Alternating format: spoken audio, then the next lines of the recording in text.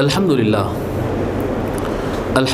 رب العالمین والصلاة والسلام علی سید الاولین والآخرین سیدنا و نبینا مولانا محمد وعلی آلہ وصحبہ اجمعین اما بعد۔ اللہ تبارک و تعالیٰ کے فضل و کرم سے ہم آج اپنے درس حدیث کے 90ویں اجلاس میں داخل ہو چکے ہیں، اور انشاءاللہ تعالی آج ہم پڑھیں گے فصل فی حقوق الاسرۃ والاولاد، فیملی اور بچوں کے حقوق سے متعلق بیان۔ سب سے پہلے ہم حدیث شریف پڑھتے ہیں، حدیث نمبر 42، پھر اس کے بعد ہم آگے بڑھیں گے۔ عن عبد اللہ بن عمرو رضی اللہ عنہما،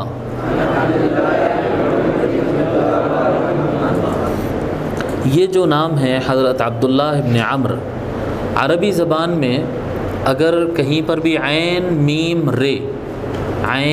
رے اس طرح سے اگر لکھا گیا تو اس کو پڑھیں گے عمر، حضرت عمر رضی اللہ تعالیٰ عنہ، عین میم رے، ٹھیک ہے، عمر پڑھیں گے۔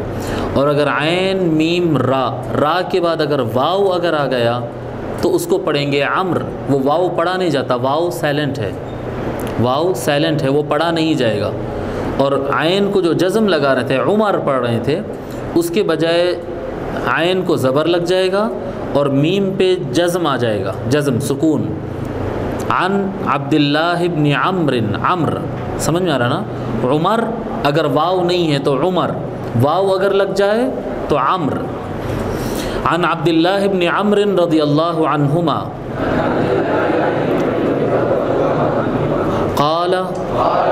قال رسول اللہ صلی اللہ علیہ وآلہ وسلم ان من اکبر الکبائر ان یلعن الرجل والدیہ قیل یا رسول اللہ وکیف یلعن الرجل والدیہ قال یسب الرجل ابا الرجل فیسب اباہ ویسب امہ فیسب امہ، متفق علیہ۔ حضرت عبداللہ ابن عمرو رضی اللہ تعالیٰ عنہما روایت فرماتے ہیں کہ رسول اللہ صلی اللہ علیہ وسلم نے ارشاد فرمایا، ان من اکبر الکبائر، کبیرہ گناہوں میں سب سے بڑا کبیرہ یہ ہے، ان یلعن الرجل والدیہ، کہ آدمی اپنے والدین پر لعنت کرے، اپنے والدین کو گالی دے یا اپنے والدین پر لعنت بھیجے، یہ سب سے بڑا گناہ۔ گناہوں کی دو قسمیں ہوتی ہیں، ایک گناہ کبیرہ کہتے ہیں اور ایک گناہ صغیرہ کہتے ہیں۔ صغیرہ گناہیں اور کبیرہ گناہوں میں تھوڑا سا فرق ہوتا ہے۔ جن کو اللہ تبارک و تعالی واضح طور پر منع کیا، جو کام سے اللہ تبارک و تعالی واضح الفاظ میں منع کیا اور اس کے کرنے پر سزا بیان کیا، واضح طور پہ منع کیا کہ یہ کام نہیں کرنا ہے، اور اگر یہ کام کیا جائے تو پھر یہ سزا ہوگی، ایسا جب عمل بندہ کرتا ہے تو وہ گناہ کبیرہ ہو جاتا، گناہ کبیرہ ہو جاتا۔ جیسا چوری کے بارے میں اللہ تبارک و تعالیٰ کی طرف سے پابندی بھی ہے، پھر اس کی سزا بھی مقرر ہے، دنیا میں بھی اس کی سزا ہے اور آخرت میں بھی سزا ہے۔ غیبت سے متعلق اللہ تبارک و تعالیٰ کے واضح احکام ہیں کہ نہیں کرنا ہے غیبت، بڑا گناہ ہے یہ، اور آخرت میں کیا کیا سزائیں ہوں گی سب قرآن اور حدیث میں آ چکے ہیں۔ غیبت کبیرہ گناہ ہے، زنا کبیرہ گناہ ہے، والدین کے نافرمانی کبیرہ گناہ ہے، شراب کا پینا کبیرہ گناہ ہے، یہ سب بڑے گناہ۔ کبیر تو مطلب معلوم ہے نا، کبیر منس بڑا اور صغیر منس چھوٹا۔ تو کبیرہ گناہیں جو ہوتی ہیں جن کے بارے میں اللہ تبارک و تعالیٰ قطعی طور پر فرما دیا، اور ان کے علاوہ جو گناہ ہوتے ہیں وہ صغیرہ گناہ ہوں گے، صغیرہ گناہ۔ کبیرہ اور صغیرہ گناہوں میں یہ بھی ایک معاملہ رہتا ہے کہ صغیرہ گناہ جو ہوتے ہیں وہ اسپیشلی توبہ کرنے پر ہی معاف ہوتے ہیں، ایسا نہیں ہے۔ صغیرہ گناہیں کئی مرتبہ آدمی کے توبہ کرنے سے پہلے بھی معاف ہو جاتے ہیں۔ چھوٹے گناہ جو ہوتے ہیں، چھوٹے گناہ وہ کیسے ہوتے ہیں؟ احادیث شریفہ میں آتا ہے کہ جب کبھی کوئی آدمی نماز پابندی سے پڑھتا ہے، 5 وقت کی نماز پابندی سے پڑھتا ہے، سو ایک نماز پڑھ کے وہ جائے اور دوسری نماز پڑھے، ان دونوں کے جو درمیان گناہ ہیں پھر وہ اللہ معاف کر دیتا ہے۔ سو یہ صغیرہ گناہ ہیں جو اس طرح سے معاف ہو جاتے ہیں۔ جب دو بھائی ایک دوسرے سے گرم جوشی سے ملاقات کرتے ہیں، مصافحہ کرتے ہیں محبت کے ساتھ، اور ملنے کے بعد جب ہاتھ چھوڑتے ہیں تو اللہ تبارک و تعالیٰ ان کے گناہ معاف کر دیتا ہے، یہ حدیث کے الفاظ ہیں۔ سو یہ کون سے گناہ ہیں؟ یہ صغیرہ گناہ ہیں جو معاف ہو جاتے ہیں۔ ایک بندہ ایک روزہ رکھتا ہے پھر دوسرا روزہ رکھتا ہے، دونوں روزوں کے درمیان کے گناہ معاف ہو جاتے ہیں۔ اسی طرح سے ایک جمعہ پڑھتا ہے بندہ اور نماز ناغہ، بیچوں کی نماز ناغہ کیے بغیر دوسرے جمعہ تک پہنچتا ہے، تو الجمعۃ الی الجمعۃ کفارات لما بینہن، ایک جمعہ سے دوسرے جمعہ کے درمیان کا جو وقت ہوتا ہے، اللہ تبارک حضور صلی اللہ علیہ وسلم فرماتے ہیں بیچ کے گناہ یہ جمعے معاف کرا دیتے ہیں، معاف کرا دیتے ہیں۔ پھر احادیث میں واضح الفاظ میں بھی آتا کہ جب کہ کبیرہ گناہ نہ ہو، کبیرہ گناہ نہ ہو، تو صغیرہ گناہ وہ گناہ ہوتے ہیں جو بندے کے یعنی اسپیشلی توبہ کرے بندہ، یہ بہت اچھی بات ہے، لیکن اگر وہ اسپیشلی توبہ نہ بھی کرے اور چھوٹے موٹے نیک کام اس کے چلتے رہیں اور دیگر وہ بڑے گناہ نہ کرے تو صغیرہ گناہیں خود بخود بھی معاف ہو جاتی ہیں۔ کبیرہ گناہ جو ہے وہ خود سے معاف نہیں ہوتی۔ کبیرہ گناہ کا معاملہ یہ ہوتا ہے کہ گناہ کو یاد کرنا پڑتا ہے، اس پر نادم اور افسوس زدہ ہونا پڑتا ہے اور توبہ کرنا پڑتا ہے، اور توبہ کے ساتھ عہد کرنا پڑتا ہے، وعدہ کرنا پڑتا ہے کہ آئندہ میں یہ گناہ نہیں کروں گا، تبھی وہ معاف ہوتا ہے۔ گناہ کبیرہ نادم ہونا پڑتا، پہلے یاد کرنا، گناہ ذہن میں رہنا، ذہن میں رہ کر پھر نادم ہونا، افسوس ہونا گناہ پر، اور یہ عہد ہونا کہ آئندہ میں یہ گناہ نہیں کروں گا۔ جب توبہ کرے تو گناہ معاف ہوتے ہیں۔ اگر بندہ کوئی گناہ کبیرہ اس سے ہو جاتا ہے اور وہ توبہ بھی کرتے رہتا ہے، جیسا کہ عام طور پہ کرتے ہیں، توبہ بھی کرتے رہتے ہیں اور نیت بھی رہتی کہ آئندہ بھی کروں گا، کبھی آئندہ میں کروں گا، یہ بھی نیت ہے اور توبہ بھی کر رہے ہیں، سو اس میں توبہ قبول نہیں ہوتی ہے۔ یا ایھا الذین آمنوا توبوا الی اللہ توبۃ نصوحا، اے ایمان والو اللہ کی بارگاہ میں نصوح توبہ کیا کرو۔ سوال کیا گیا کہ یہ نصوح توبہ کیا ہوتا ہے، اس کا کیا معنی ہے؟ تو بتائے اس کا معنی یہ ہوتا کہ آئندہ کبھی وہ گناہ دوبارہ ریپیٹ کرنے کی کوئی نیت نہیں رہنا، پکا ارادہ رہنا کہ میں دوبارہ یہ گناہ نہیں کروں گا۔ اگر ہو جائے آگے زندگی میں ایک الگ بات ہے، لیکن توبہ کے وقت کم سے کم اتنا پکا عہد رہنا کہ میں زندگی میں دوبارہ یہ گناہ نہیں کروں گا، تب وہ گناہ کبیرہ معاف ہوتا ہے، گناہ کبیرہ معاف ہوتا ہے۔ اور گناہ کبیرہ وہ گناہ ہوتا ہے، ساتھ ساتھ یہ بھی بتا دوں، صغیرہ گناہ اور کبیرہ گناہ میں فرق یہ ہوتا ہے کہ کبیرہ گناہ، بڑے گناہ جو ہوتے ہیں جب بندہ بالارادہ کرتا، ایک ہوتا ہے کہ غلطی سے ہو جائے، ایک ہوتا ہے کہ پروگرام سے سوچ سمجھ کے کر رہا ہے، سو جب بندہ گناہ کبیرہ کرتے رہتا ہے تو اس وقت اس کے اندر ایمان نہیں رہتا۔ یہ حدیث شریفہ میں بھئی مسلمان ہے، مؤمن ہے، ایمان والا ہے، پر گناہ کر رہا ہے، جس وقت وہ گناہ کبیرہ کر رہا ہے اس ٹائم پر اس کے اندر سے ایمان نکل کے اس کے سر کے اوپر آ کے رک جاتا ہے، اندر نہیں رہتا، باقی نکل جاتا اندر سے ایمان۔ اور جب وہ گناہ کر کے ختم ہو جاتا ہے، پھر فری ہو جاتا ہے گناہ سے، کیونکہ تھا مسلمان، وہ تھا ایمان والا، تب اس کے اندر ایمان دوبارہ پلٹ کر آ جاتا ہے۔ ایمان یعنی جتنی دیر گناہ کبیرہ میں لگا رہے گا آدمی، اتنی دیر اس کے اندر ایمان نہیں رہتا، اس کے اندر ایمان نہیں رہتا۔ ایمان نکلنے پر ہی بندہ گناہ کبیرہ کر سکتا ہے۔ تو یہ بڑا ڈینجر مسئلہ ہے، یہ بڑا خطرناک مسئلہ ہے۔ اگر مثال کے طور پر اگر کوئی گناہ کبیرہ کر رہا ہے اور اس گناہ کبیرہ کے دوران اس کو موت آ گئی تو وہ بے ایمانی کی حالت میں موت مرا۔ حدیث کے الفاظ ہے یہ کہ جب بندہ زنا کرتے رہتا ہے یا بندہ جب چوری کرتا، لا یزنی الزانی وہو مؤمن، زنا کرنے والا ایمان کی حالت میں زنا نہیں کرتا، اس کا ایمان نکل جاتا اس کے اندر سے۔ لا یسرق السارق وہو مؤمن، چور ایمان کی حالت میں چوری نہیں کر سکتا، جس وقت وہ چوری کرتے رہتا اس وقت ایمان اس کے اندر سے نکل جاتا۔ سو یہ بڑا کبیرہ گناہ ہے، اور کبیرہ گناہ سے توبہ کرنا چاہیے، توبہ کرنا چاہیے۔ اور کبیرہ گناہ بہت خطرناک چیز ہے۔ بہرحال اللہ ہمارے کو محفوظ رکھے، اللہ تبارک و تعالی ہم کو محفوظ رکھے۔ یہ بہت خطرناک چیز ہے، یہ ایمان کو برباد کر دینے والی چیز ہے، اور یہ کثرت یہ گناہ کبیرہ بندہ کرتا ہے۔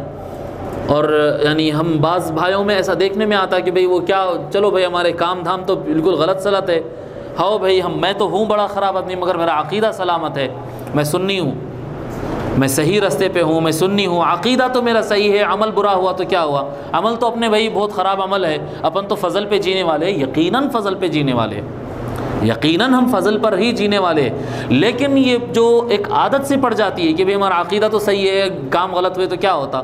سو جب بندہ کبیرہ گناہ کرتے رہتا ہے اور اس کا عادی ہو جاتا ہے، سو یہ کبیرہ گناہ انسان کے دل میں منافقت پیدا کر دیتا ہے۔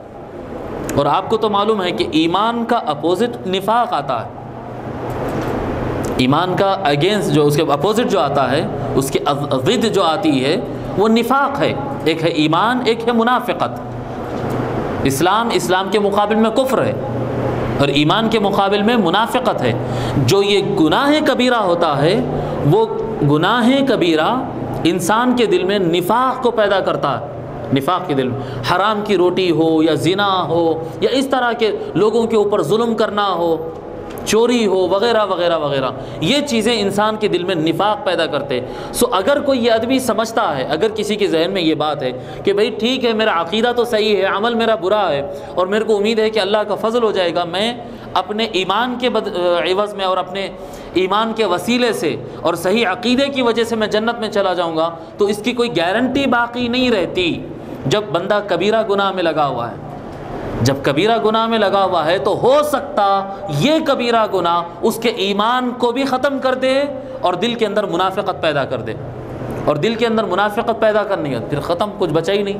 ان المنافقین فی الدرک الاسفل من النار، قرآن کریم میں آ گیا ہے کہ منافقین دوزخ کے سب سے نیچے گڑھے میں رہیں گے، سب سے نیچے گڑھے میں رہیں گے۔ سو کبیرہ گناہ بڑی خطرناک چیز ہے۔ کبھی کبھار کوئی انسان سے ہو جائے تو اس پر نادم ہو، توبہ کرے، اس کو یاد کرے، اللہ کی بارگاہ میں رجوع کرے۔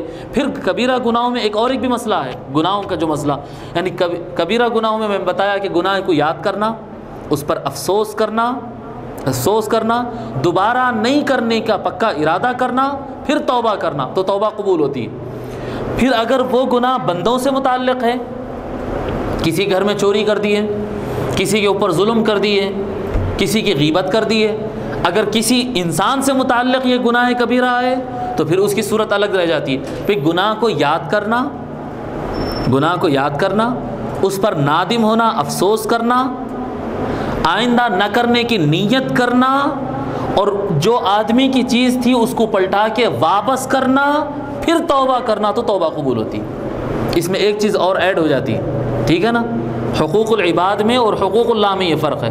حقوق اللہ میں آئندہ نہ کرنے کا پکا ارادہ ہے، ندامت ہے، تو افسوس ہے اور توبہ ہے، توبہ قبول ہو گئی۔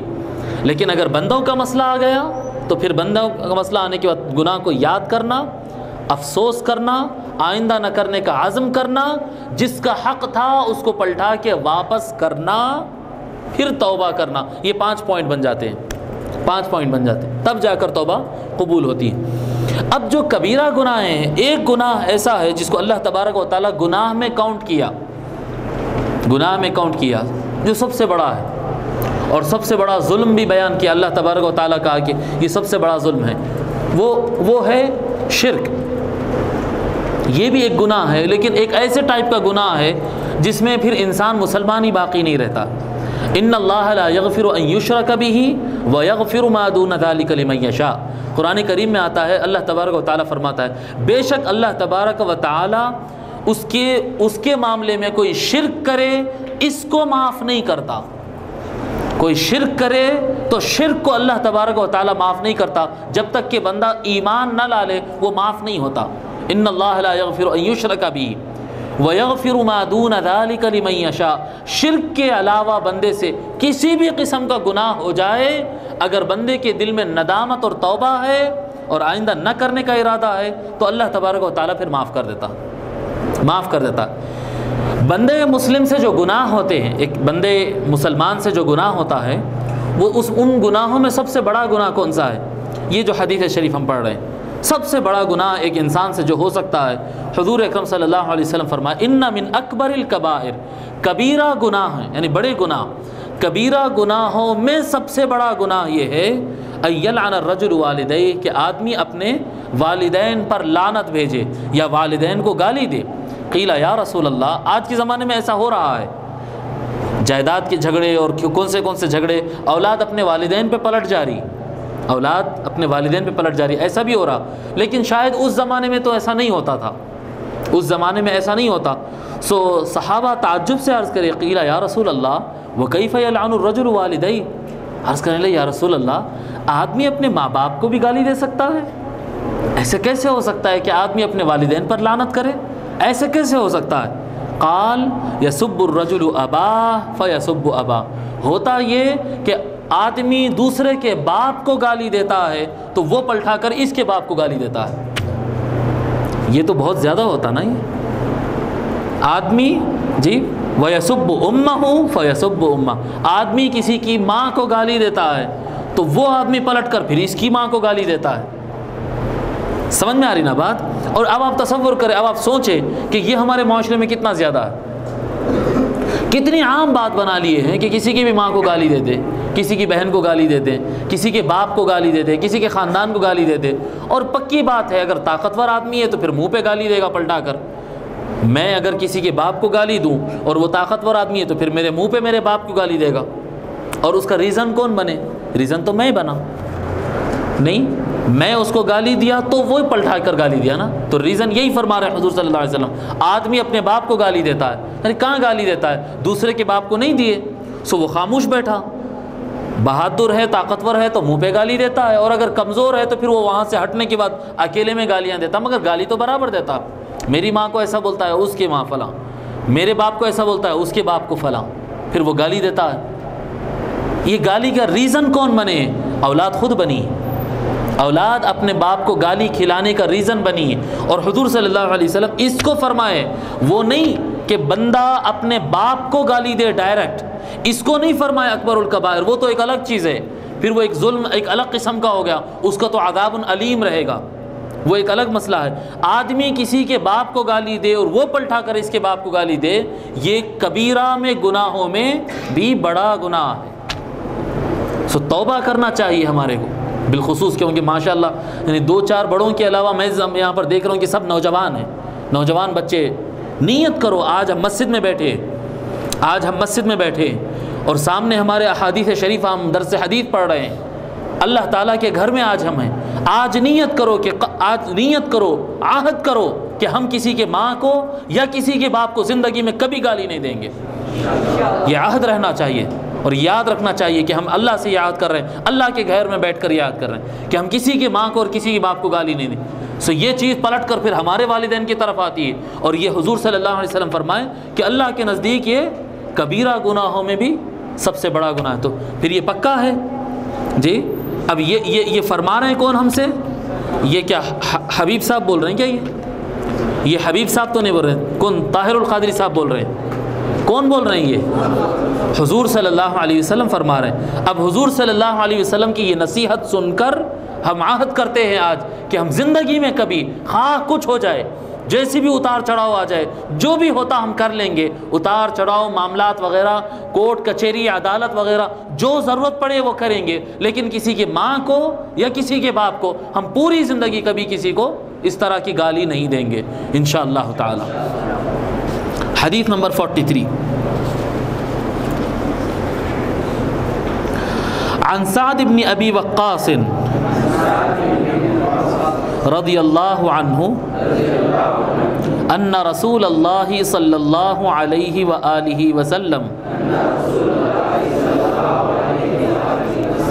قال له انك لن تنفق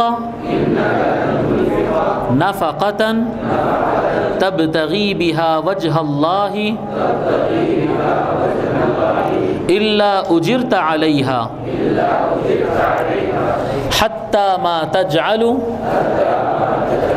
في فم इम्राअतिक मुत्तफ़क़ुन अलैह।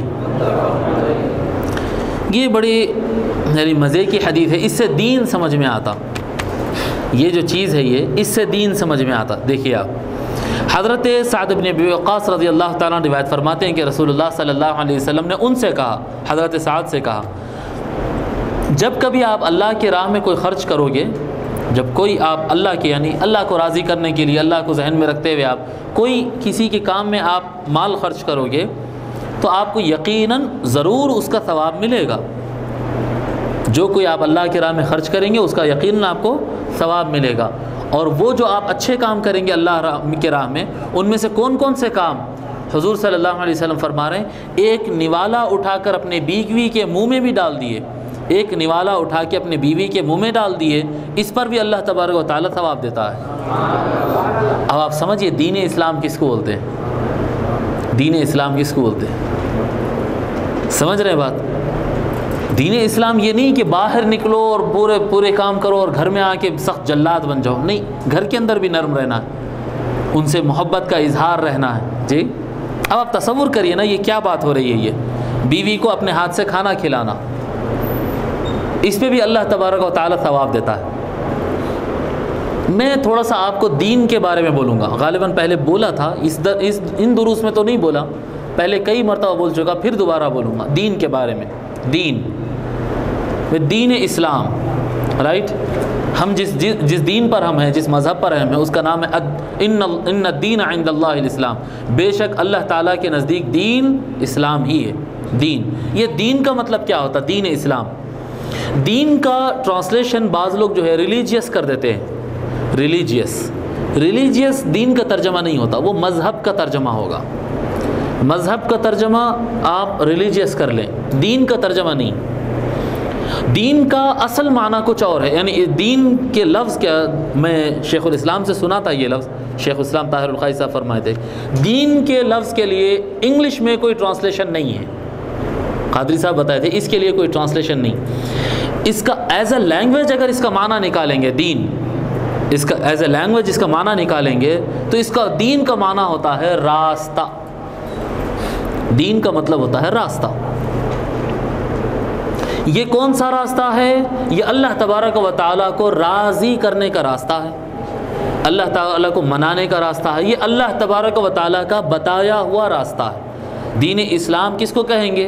ये वो रास्ता, दीन मीन्स रास्ता, इस्लाम का रास्ता यानी वो रास्ता जो अल्लाह तबारक व तआला बताया। अल्लाह तबारक व तआला के पास, अब तर्जमा करें ना, इन्न दीन इंदल्लाहिल इस्लाम, बेशक अल्लाह तबारक व तआला के पास रास्ता इस्लाम ही है। अल्लाह ताला को मनाने, अल्लाह ताला को राज़ी करने, दुनिया के अंदर अच्छे ढंग से रहने, रास्ता जो रूट है वो रूट इस्लाम ही है। उसके अलावा कोई रूट, रोड, रास्ता, तरीक़ा और कोई दूसरी चीज़ नहीं है।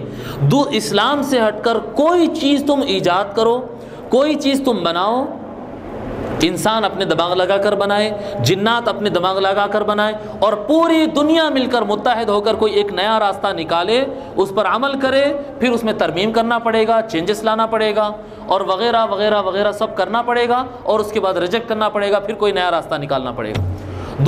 दुनिया वालों के बनाए हुए जो रास्ते हैं, जो तरीक़ेकार है, वो आप देखेंगे कि इलाक़ों के एतबार से चेंज हो जाते हैं, ज़माने के एतबार से चेंज हो जाते हैं, अलग अलग तरीक़े बनाते, अलग अलग फैशन बनाते, अलग अलग कानून बनते। इंडिया का कानून बनता, पाकिस्तान का कानून बनता है। जी, आप दुनिया में किसी इलाके में चले जाएं, हर मुल्क का एक कानून बनता है और हर कानून में तरमीम होते रहती, बार बार अमेंडमेंट आते रहता है उसके अंदर। थोड़ा सा ये चेंज करो, थोड़ा सा वो चेंज करो, नई हालात के हिसाब से ये चेंज करो, वो चेंज करो। आए दिन पार्लियामेंट का काम ही ये होता है कि कानून को चेंज करते रहना, बस चेंज ही होते रहता है वो।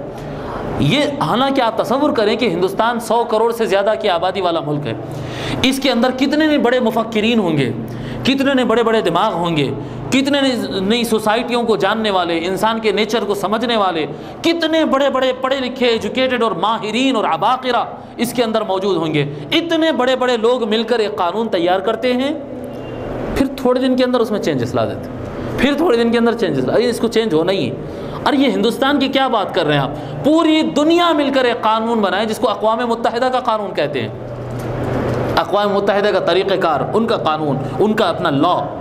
اقوام متحدہ کا ایک قانون بنا. میں جب حفظ کرتا تھا، پرانی بات بتا رہا ہوں، 16-17 سال پہلے کی بات بتا رہا ہوں، جب میں حفظ کرتا تھا اس وقت میں مالا کنٹے میں ہمارے ڈاکٹر سید حمید الدین شرفی صاحب کا لیکچر سننے جاتا تھا. ویسے مالا کنٹے میں معظم جاہی مارکیٹ پر ان کا لیکچر اتوار کو، اتوار سیرت پر ان کے لیکچرز ہوتے تھے.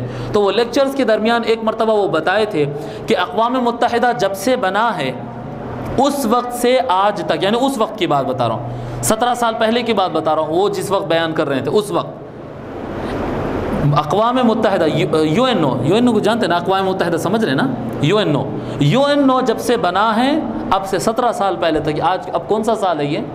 2013 تو آپ سمجھ لیجئے کہ 96 بھی بہت بول دیا آپ تو 96 میں تو میں نہیں جاتا تھا، 94 یا 95 کی، میکسیمم 95 کی بات، 94 کی بات لے کر چلے آپ.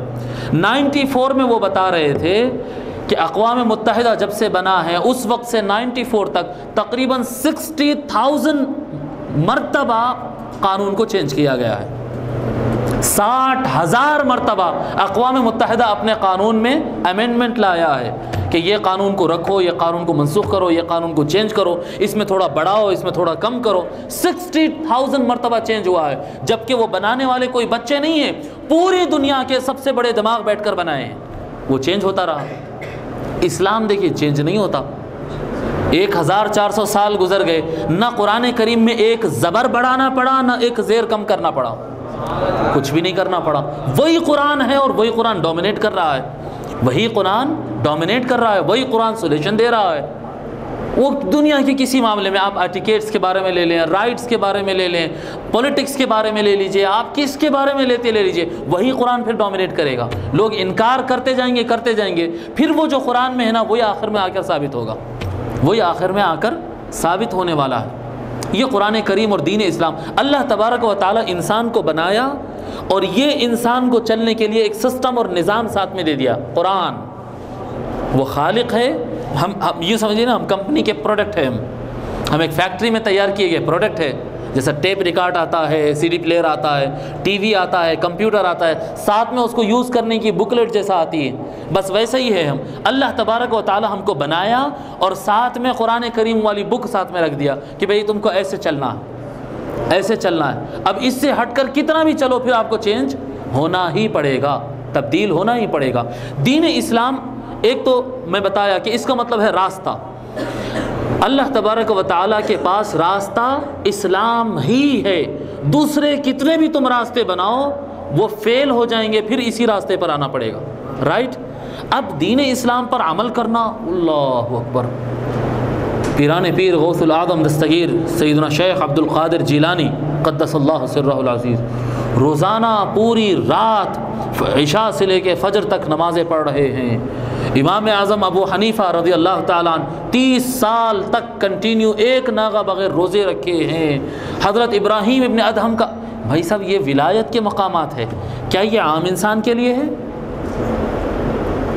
یہ جو راہ وہ لوگ اختیار کیے تھے، پیران پیر جو راہ اختیار کیے، ابراہیم ادہم معروف کرخی، یہ جو بزرگان دین اولیاء اللہ یہ جو راستہ اختیار کیے تھے، 20 سال تک خواجہ غریب نواز سیدنا معین الدین چشتی قدس اللہ سرہ العزیز 20 سال تک روزانہ دن میں ایک قرآن، رات میں قرآن پڑھتے تھے.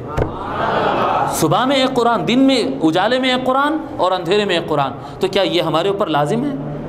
نہیں، یہ ان کی کرامت ہے، یہ ان کی مجاہدات ہے، ان کی ریاضات ہے، یہ ان کے اس کی وجہ سے ان کے مقامات ہے. مگر ہمارے کو جو دین حضور صلی اللہ علیہ وسلم نارمل جو سب انسانوں کے لیے دیے ہیں، آقا صلی اللہ علیہ وسلم جو لا کر سارے انسانوں کے لیے دیے ہیں، اس کے بارے میں حضور صلی اللہ علیہ وسلم فرمائے الدین یسر. دین بولیے جی، الدین یسر، دین آسان ہے. الدین یسر، دین تو آسان. دین کون سا دین ہے؟ ان الدین عند اللہ الاسلام، اللہ کے یہاں دین اسلام ہی ہے. اور وہ اسلام کیسا ہے؟ وہ اسلام کیسا ہے بتائیے جی، بولیے نا آواز سے. آسان ہے. دین اسلام ہی ہے اور وہ اسلام جو دین ہے بے شک راستہ اللہ کی طرف لے جانے والا راستہ اور اللہ کو راضی کرنے والا، جو اللہ نے جو راستہ دیا ہے بے شک وہ اسلام ہی ہے. اور وہ راستہ کیسا ہے؟ وہ راستہ بہت آسان ہے. بہت آسان ہے، مشکل نہیں ہے، دین اسلام پر عمل کرنا مشکل نہیں ہے۔ ہم کیا سمجھتے ہیں، یہ میں ماشاءاللہ میں دیکھو کتنا اچھا شملہ بنا آج جی۔ آپ ہمارے پاس جو انڈیا، پاکستان اور ہمارے عام اب اس صدی کے مسلمانوں میں جو مینٹیلٹی بن گئی ہے، ماشاءاللہ دین پر عمل کرنے کا مطلب ماشاءاللہ مول صاحب جیسا جبہ پہنے ایسا جبہ چڑھنا چاہیے، پھر سر پہ شملہ ہونا چاہیے، آنکھوں میں گہرا کاجل ہونا ہے، وہ کیا کہتے ہیں سرما ہونا ہے، پھر اس کے بعد آپ کو عطر لگانا ہے، پھر مسکرا کے ایسا اکڑ کے ایسا سیدھا ملاقات کرنا ہے، ہاتھ میں ہر وقت تسبیح رہنا ہے، معصوم رہنا ہے، نہ کبھی ٹی وی دیکھنا ہے، مذاق نہیں کرنا، بلا وجہ کے مسکرانا نہیں، مسجد میں جاتے آتے رہنا، صبح شام قرآن پڑھتے رہنا، تو دیندار۔ پینٹ شرٹ پہنتے جین سے باہر۔ ہماری مینٹیلٹی اتنی ٹائٹ ہو گئی ہے۔ کسی بچے کی اگر داڑھی تھوڑا چھوٹی ہو گئی تو بولے ختم، اس کے پیچھے تو نماز ہی نہیں ہوتی اب، خلاص۔ کسی انسان کی اگر داڑھی ایک مجھ سے کم ہو گئی تو اس کے پیچھے تو نماز ہی نہیں ہوتی اب، خلاص۔ ہم دین کو اتنا نیرو کر لیے، چھوٹا ٹائٹ، یہ کر لیے تو یہ ہوتا، یہ کر لیے تو اچھا ٹھیک ہے۔ میں آپ سے ایک سوال کرتا ہوں، ایک نارمل سوال، ایک ہلکا پھلکا سوال۔ آپ کبھی اپنی زندگی میں ایسا سوچے کہ نکاح خوانی پڑھنے کے لیے نکاح خوانی پڑھانے کے لیے بیٹھے اور قاضی صاحب کو داڑھی نہ ہو؟ ایکسیپٹ کرتے ہمارے لوگ؟ نکاح خوانی نہیں ہوتی ہے اس کے بعد تو دین ہم ٹی وی اگر کوئی دیکھ لیا تو وہ دین سے باہر ہو گیا، پھر اگر کوئی گراؤنڈ میں جا کے تھوڑا کرکٹ کھیل لیا، تھوڑا فٹ بال کھیل لیا تو وہ دین سے باہر ہو گیا جی، تھوڑا دوستوں کے ساتھ ہنسی مذاق کر لیا تو وہ دین سے باہر ہو گیا۔ دین بولے تو ایک فرشتہ ایسا نظر آنا ہے، امام مطلب ایک آسمان سے نازل فرشتہ، اور مؤذن امام سے نازل ہوا سو فرشتہ، آسمان سے نازل ہوا سو فرشتہ۔ امام اور مؤذن محلے کے اندر یہ دو دیندار، باقی سب دنیا دار۔ ہم نے ایسا ڈیوائیڈ کر دیا اور یہ تصور کر لیا کہ یہی ہو گیا بس۔ ایسا نہیں ہے دین اس کا نام ہوتا ہی نہیں، یہ شملے کا نام دین نہیں ہے، یہ شملے کا نام، اس کا نام شملہ ہے، عمامہ، اس کو عمامہ کہتے ہیں، اس کو دین نہیں بولتے۔ اگر میں یہ سر پہ رکھ لیا تو میں دیندار، اور اگر نکال دیا تو دیندار نہیں، ایسا نہیں ہے۔ سمجھ میں آ رہی بات؟ یہ جو داڑھی ہوتی ہے یہ دین اس کا نام نہیں ہے، اس کا نام داڑھی ہے۔ اگر داڑھی ہے تو داڑھی ہے، اگر داڑھی نہیں ہے تو بولو داڑھی نہیں ہے، داڑھی نہیں ہے تو دینداری نہیں ہے سرے سے۔ یہ کہاں سے نکال لیے؟ یہ کہاں سے نکال لیے؟ دینداری ایک الگ بات ہے، دینداری ایک الگ دین انسان کو اللہ تبارک و تعالی نے جو دیا ہے اس کے زندگی کے ہر پہلو میں دین ہے۔ سمجھ رہے؟ دین میں بتا رہا ہوں آپ کو، دین نماز میں ہے، دین قرآن میں ہے، دین مسجد میں ہے، دین روزے میں ہے، دین کعبۃ اللہ کے طواف میں ہے، دین صفا والمروہ میں ہے جی، دین آپ کی تسبیح میں ہے، دین وظیفوں میں ہے، دین پیر و مرشد میں ہے، دین گھر میں ہے، دین بیوی میں ہے، دین بچوں میں ہے، دین بستر پہ ہے، دین دستر پہ ہے، دین میدان کرکٹ اور فٹ بال کھیلنے کے میدان میں ہے، دین کھیل کود کے مقام پر ہے، ہنسی مذاق پر ہے، ٹی وی کے اندر دین ہے، وی سی آر کے اندر دین ہے، سی ڈی پلیئر کے اندر دین ہے، لباس کے اندر دین ہے، آپ سانس لیتے ہیں سانس کے اندر دین ہے، آپ زندگی میں کوئی حرکت کھولتے ہیں، آنکھ کھولتے ہیں اس میں دین ہے، آنکھ بند کرتے ہیں اس میں دین ہے۔ ایسا دین نہیں ہے حضور صلی اللہ علیہ وسلم ایسا انکمپلیٹ دین نہیں دے دیے جو مسجد کے دروازے کے اندر آ گئے تو سمجھو دین کے اندر آ گئے، دروازے سے ایگزٹ کر دیے تو دین کے باہر ہو گئے۔ ایسا دین نہیں دیے حضور صلی اللہ علیہ وسلم۔ حضور صلی اللہ علیہ وسلم زندگی کا ہر پل دیے، ضابطۂ حیات دیے جی۔ آپ چاہے پارلیمنٹ کے میدان میں، پولیٹکس کے میدان میں پارلیمنٹ میں ہنگامہ کر رہے ہو، وہ بھی دین ہے۔ آپ اسٹاک ایکسچینج کے اندر بزنس کروڑوں اوپر نیچے کر رہے ہیں، وہ بھی دین ہے۔ آپ بچوں کو پڑھا رہے ہیں اسکولوں کے اندر، وہ بھی دین ہے۔ کسی کو آپ کھانا کھلا رہے ہیں، وہ بھی دین ہے۔ آپ زندگی کی کس شعبے میں آپ چلتے ہیں اس میں دین ہے، اس کے اندر دین ہے، اور دین آسان ہے، ہر چیز کے اندر دین آسان ہے۔ اب آپ تصور کریے نا، یہ کیا ہے؟ یہ حضور صلی اللہ علیہ وسلم جو فرما رہے ہیں، پہلے تو میں آپ کو حقوق بتا رہا تھا کہ میاں بیوی کے ساتھ نرم رہنا، تم میں بہترین لوگ وہ ہیں جو اپنے بیویوں کے ساتھ نرم رہتے ہیں، خوش رہتے ہیں جی۔ حضور اکرم صلی اللہ علیہ وسلم کے پاس ایک صحابی آئے، صحابی آئے اور وہ اپنی شادی کا ذکر کرے۔ حضور فرمائے شادی کر لیے؟ ہاں شادی کر لیا ایسا، اور شادی وغیرہ ہو گئی جی۔ حضور صلی اللہ علیہ وسلم ان کو مشورہ دیے شادی سے متعلق، حضور صلی اللہ علیہ وسلم مشورہ دیے، حل اتخذت جاریت، حضور کا ہر فرمان دین ہے یا دین سے ہٹ کے بھی کچھ ہے جی؟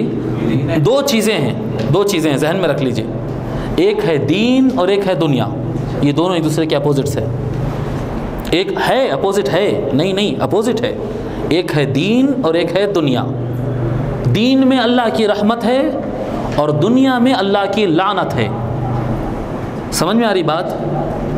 پکا اس کو ذہن میں پکا بنا لو اور لکھ لو، ابھی لکھو، اس کو لکھو آپ۔ ایک دین ہے اور دین میں اللہ کی رحمت ہے۔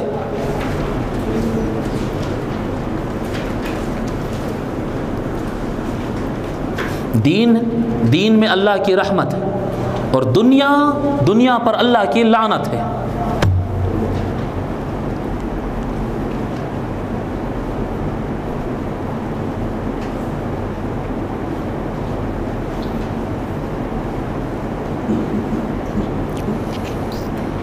دین میں اللہ کی رحمت ہے اور دنیا پر اللہ کی لعنت ہے۔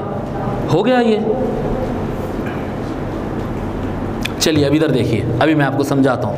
ہم بولیں گے کہ یہ کیا بات مول صاحب، جب سے تو جا کے پارلیمنٹ میں تقریر بھی کرو بولے اور گراؤنڈ میں کرکٹ بھی کھیلو بولے اور سب بول دے کہ آپ بولے دنیا پہ لعنت ہے۔ یہ میں نہیں بولا میرے پاشا، میں نے بولا، یہ حضور صلی اللہ علیہ وسلم کا فرمان۔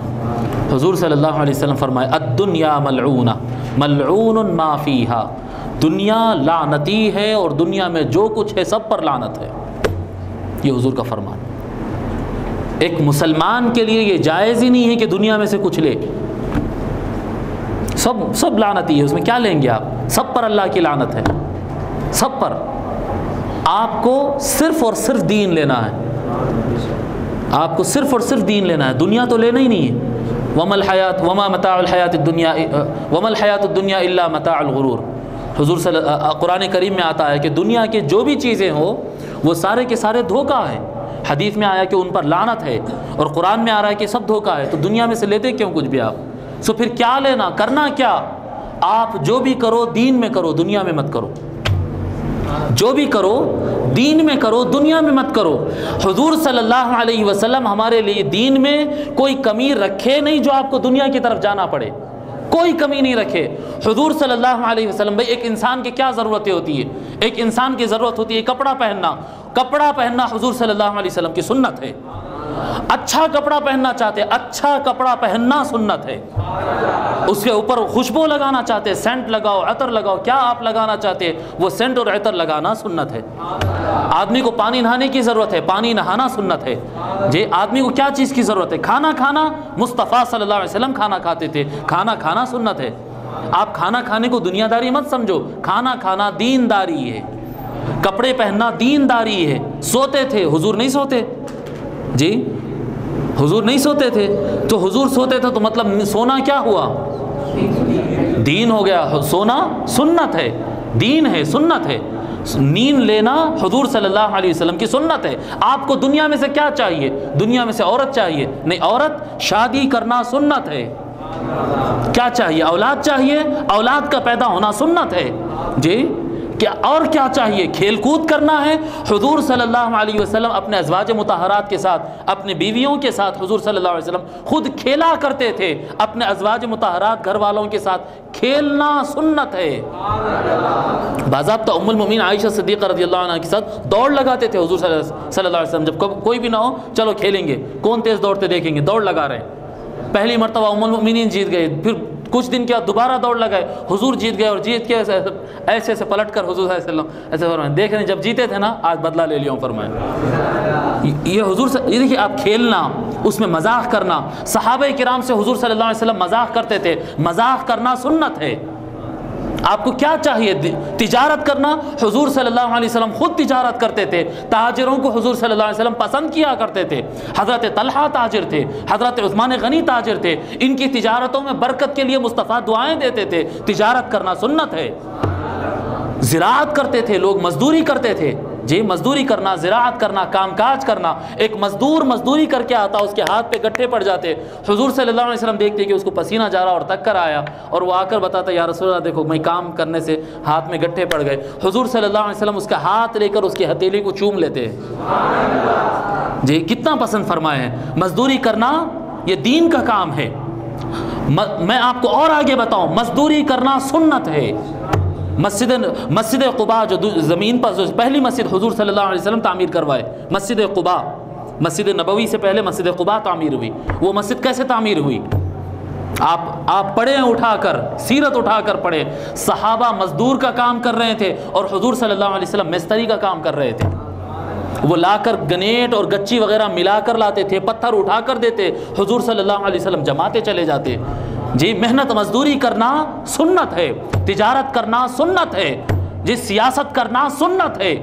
پورا سیاسی نظام حضور صلی اللہ علیہ وسلم کا وضع کردہ ہے، پورا پولیٹیکل سسٹم، پولیٹیکل ایگریمنٹس کیے ہیں، یہود کے کمیونٹیز کے ساتھ ایگریمنٹس کیے ہیں، کرسچنوں کے ساتھ ایگریمنٹس کیے ہیں، مشرکین کے ساتھ ایگریمنٹس کیے ہیں۔ پہلے تو مکہ سے مدینہ ہجرت کروائے، مدینہ کو اسٹیٹ ڈکلیئر کروائے، جی اس کا ایک کانسٹیٹیوشن بنائے، ایگریمنٹس کروائے، جنگیں لڑے۔ یہ پوری سیاست تھی۔ سیاست کرنا سنت ہے۔ کیا چاہتے ہیں ہم اپنی زندگی کے اندر؟ بچوں کے ساتھ کھیلنا، حسن و حسین کو کندھوں پر لے کر پھرانا، ان کے لیے گھوڑا بن کر ان کو پیٹھ پہ بٹھانا، یہ سنت ہے۔ آپ ایون چھوٹے بچوں کے ساتھ اگر نکل کر کھیلتے ہیں تو آپ یہ تصور کریے آپ کا کھیلنا دین ہے۔ جی ٹی وی دیکھتے ہیں، بھئی ایک تو ٹی وی دیکھتا ہے واعظ بیان وغیرہ کے لیے، ایک ٹی وی دیکھتے ہیں انٹرٹینمنٹ کے لیے، انٹرٹین کرتے فیملی کے ساتھ، بیوی بچوں کے ساتھ بیٹھے، کچھ ہنسی مذاق کا کوئی ڈرامہ وغیرہ دیکھ لیے، کچھ کھیل کود وغیرہ دیکھ لیے، کوئی معلوماتی پروگرام دیکھ لیے، جو گناہ نہ ہو، جو بھی آپ پروگرام ہنسی مذاق جوکس وغیرہ ڈرامہ وغیرہ دیکھ لے رہے ہیں، کچھ اچھے چیزیں اس طرح سے دیکھ رہے ہیں، انٹرٹین بس انجوائے کر رہے ہیں فیملی کے ساتھ، دوست احباب کے ساتھ۔ بخاری شریف میں حضور صلی اللہ علیہ وسلم ٹھہرے ہوئے ہیں اپنے کمرے کے دروازے میں، بخاری شریف میں ہے، اور حبشی غلام سوڈان کے حبشیاں مسجد نبوی کے اندر وہ تلوار اور کیا کہتے ہیں بھالے وغیرہ پھرا رہے ہیں اور مسجد نبوی میں ناچ رہے ہیں، حضور صلی اللہ علیہ وسلم ٹھہر کر دیکھ رہے ہیں۔ دیکھتے دیکھتے ام المؤمنین عائشہ صدیقہ رضی اللہ عنہا فرماتی ہیں کہ میں بہت کم عمر تھی اس وقت، مجھے بھی دیکھنا دل چاہا تو میں بھی دروازے میں سے دیکھنے لگی۔ لوگ مجھے نہ دیکھیں اس لیے حضور صلی اللہ علیہ وسلم پھر دروازے میں اس طرح سے ہاتھ رکھ دیے چوکھٹ پہ، جی میں یہ حضور کی ایسی شال ہے اور حضور ایسے ہاتھ رکھ دیے، حضور کے شولڈر کے اوپر سے میں بھی دیکھ رہا ہوں، مجھے اچھا لگ رہا ہے۔ اب وہ لوگ ناچ رہے ہیں، گھما رہے ہیں، اچھل رہے ہیں، کود رہے ہیں، وہ کیا کیا ہو رہا، پورا انٹرٹینمنٹ چل رہا ہے۔ اب حضور دیکھ رہے ہیں اس لیے وہ لوگ رک بھی نہیں رہے ہیں، کھیل رہے ہیں سو کھیل رہے ہیں۔ ام المؤمنین عائشہ صدیقہ رضی اللہ عنہا فرماتی ایک چھوٹی بچی جو بڑی شوقیہ مزاج والی رہتی ہو، اندازہ کرو کتنی دیر دیکھی ہوں گی، میں گھنٹوں تک دیکھتے رہی۔ جب مجھے بس ہوا میں حضور سے بولی کہ یا رسول اللہ مجھے بس ہے، میں جا رہی ہوں۔ حضور صلی اللہ علیہ وسلم حبشیوں کو بولے ٹھیک ہے اب تم کو جانے کی اجازت ہے، جاؤ۔ یہ اب آپ دیکھیں، آپ اگر اپنی فیملی کے ساتھ آپ انجوائے کرتے ہیں، کوئی اچھی چیز دیکھتے ہیں، بیٹھ کر ہنستے ہیں، دل بہلاتے ہیں، تو یہ بھی دین ہے۔ آپ کو دنیا میں سے کیا چاہیے بتائیے؟ کیا چاہیے آپ کو دنیا کے اندر سے؟ سفر کرنا سنت ہے۔ ایک ایک چیز کو اگر ہم دنیا سمجھ کر لیں گے تو اس میں لعنت ہے، وہی چیز کو سنت مصطفیٰ سمجھ کر اس کو اپنا لو، اس میں رحمت ہے۔ اور حضور صلی اللہ علیہ وسلم کوئی چیز ہمارے لیے نہیں چھوڑے۔ آپ آئینے کے سامنے ٹھہرتے نا، آئینے کے سامنے ٹھہر کے اچھی ڈریسنگ کر کے سٹ کر لیتے، خوش ہو جاتے، ذرا پاؤڈر وارڈر لگا کے کر کے دعوت میں نکلنے سے پہلے تھوڑا ہینڈسم بن کے نکلتے۔ یہ جو کرتے ہیں آپ، یہ کیا منع ہے؟ قرآن کریم میں آپ پڑھیں، قرآن کریم میں آیا یا بنی آدم قد انزلنا علیکم لباسا یواری سوآتکم وریشا، اے انسان، اے ابن آدم، ہم نے تمہارے اوپر لباس نازل کیا ہے۔ کیسا لباس؟ ایسا لباس جو تمہارے عیب کو چھپائے اور تم کو ہینڈسم دکھائے۔ یہ قرآن کی آیت ہے، وریشا، تمہارے لیے شان ہو، لوگ تم کو دیکھے واہ کیا ڈریسنگ کرا بھائی، زبردست۔ ہم کیا سمجھتے اس کو؟ دنیا داری سمجھتے، تو وہ لعنتی ہے۔ جب ہمارا مائنڈ دنیا کی طرف ہے تو یقیناً وہ لعنتی ہے، اور جب ہمارا مائنڈ پلٹ جائے گا، بھئی یہ تو اللہ نازل ہی اس لیے کیا ہے، جی یہ تو قرآن کا آرڈر ہے، اچھے صاف ستھرے وائٹ دکھ کے آئے ویسے کپڑے، ایسے شاندار کپڑے پہننا حضور کو پسند تھے۔ مطلب ایسے کپڑے نہیں ہونا جو سب سے الگ نمونہ بن جا رہے ہیں، نمونہ بنتے نا اس کو چلر پن، وہ لچر پن اور کیا کہتے ہیں مسخرے پن کے لوگ ایسے کرتے ہیں، پوروں سے ایک دم الگ دکھ رہے ہیں، ایسا حضور کو پسند نہیں تھا۔ حضور صلی اللہ علیہ وسلم یعنی پوری دنیا ایک پہنی ہوئی ہے، آپ ایک دم الگ پہن کے نمونہ بن کے نکل رہے ہیں، یہ حضور صلی اللہ علیہ وسلم اس چیز کو پسند نہیں فرمائے کہ لوگ پلٹ کر دیکھیں۔ لیکن نارملی جو لوگ پہنتے ہیں، جو آپ کے یہاں اس کا رواج ہے، جو کلچر ہے، وہ آپ پہنیے، اس میں جو اچھا پہن سکتے پہنیے، بہت اچھا پہنیے، یہ حضور صلی اللہ علیہ وسلم کو پسند ہے اور یہی دین ہے۔ اور آپ بتائیے، اب آپ سوچئے، پیران پیر تو یہی فرمائے، سلسلہ قادریہ کی تعلیم یہی فرمائے پیران پیر فرمائے کہ جو قادری بننا چاہتا ہے وہ اپنے ہر عمل کو قرآن یا حدیث سے کنیکٹ کر لے، بس وہ قادری ہے۔ آپ قادری بننا چاہتے ہیں تو قادری بننے کے لیے یہ ضروری نہیں ہوتا کہ آپ وہ کوئی وظیفے رہتے اتنے مرتبہ یہ پڑھے تو یہ ہوتا، یہ پڑھے تو یہ ہوتا تو یہ قادری نہیں۔ پیران پیر فرمائے قادری بننا ہے تو آپ جو کام کر رہے ہیں دیکھو قرآن اور حدیث میں اس کا ذکر ہے، بس اس کو اس سے کنیکٹ کر لو، یعنی آپ کی نیت ادھر سے کنیکٹ رہنا، نیت ادھر سے۔ اس زمانے کے کھیل صحابہ کرام کھیلا کرتے تھے، گراؤنڈز میں جا کر باضابطہ گیمز ہوتے تھے، عیدیں منائی جاتی تھی، خوشیاں منائے جاتے تھے، باضابطہ گانا بجانا بھی ہوتا تھا۔ شادیوں میں گانا بجانا ہوتا ہے ایک لیمٹس میں، مطلب اس میں کوئی فحاشی وغیرہ اس طرح کی گندگی نہیں ہوتی تھی۔ انصاری صحابہ کے پاس شادی ہوئی، حضور صلی اللہ علیہ وسلم فرمائے کہ وہ شادی ہونے والی تھی، کیا ہوا اس کا؟ یا رسول اللہ وہ شادی ہو گئی۔ بولے انصاریوں کے پاس شادی ہو گئی اور کوئی آواز ہی نہیں آیا؟ حضور فرمائے کوئی آواز ہی نہیں آیا؟ ارے انصاریوں کو تو بجانا کرنا پسند ہے، لے جاؤ کچھ دف وف لے جاؤ، کچھ گیتاں گاؤ بجاؤ۔ تو پھر وہ عورتیں وغیرہ جا کے پھر بیٹھ کے وہ ایک محفل کر کے وہ گیتاں گاتے نہیں عورتیں، اور شادیوں میں رسموں میں منجے ساچکوں میں گیتاں نہیں گاتے ہیں۔ تو اگر یہ نیت اگر کر لو تو پھر وہ گیتاں گانے میں بھی ثواب ہے، وہ بھی دین ہے، وہ چیز بھی آپ کو پھر اللہ سے ملاتی۔ سمجھ میں آ رہی نا چیز؟ ہر چیز یہ دین ہے۔ اب آپ دیکھیے حضور صلی اللہ علیہ وسلم فرما رہے ہیں اپنی وائف کو اپنے ہاتھ سے ایک نوالا آپ اپنے خوشی سے کھلا دیتے، وائف کو خوش کرنے کے لیے کھلا رہے ہیں، اور کیا ہے؟ مگر اگر یہ بھی کرتے ہیں، اس میں آپ کے ذہن میں یہ ہے کہ بھی اللہ اس سے خوش ہوتا ہے، تو یہ بھی دین ہے۔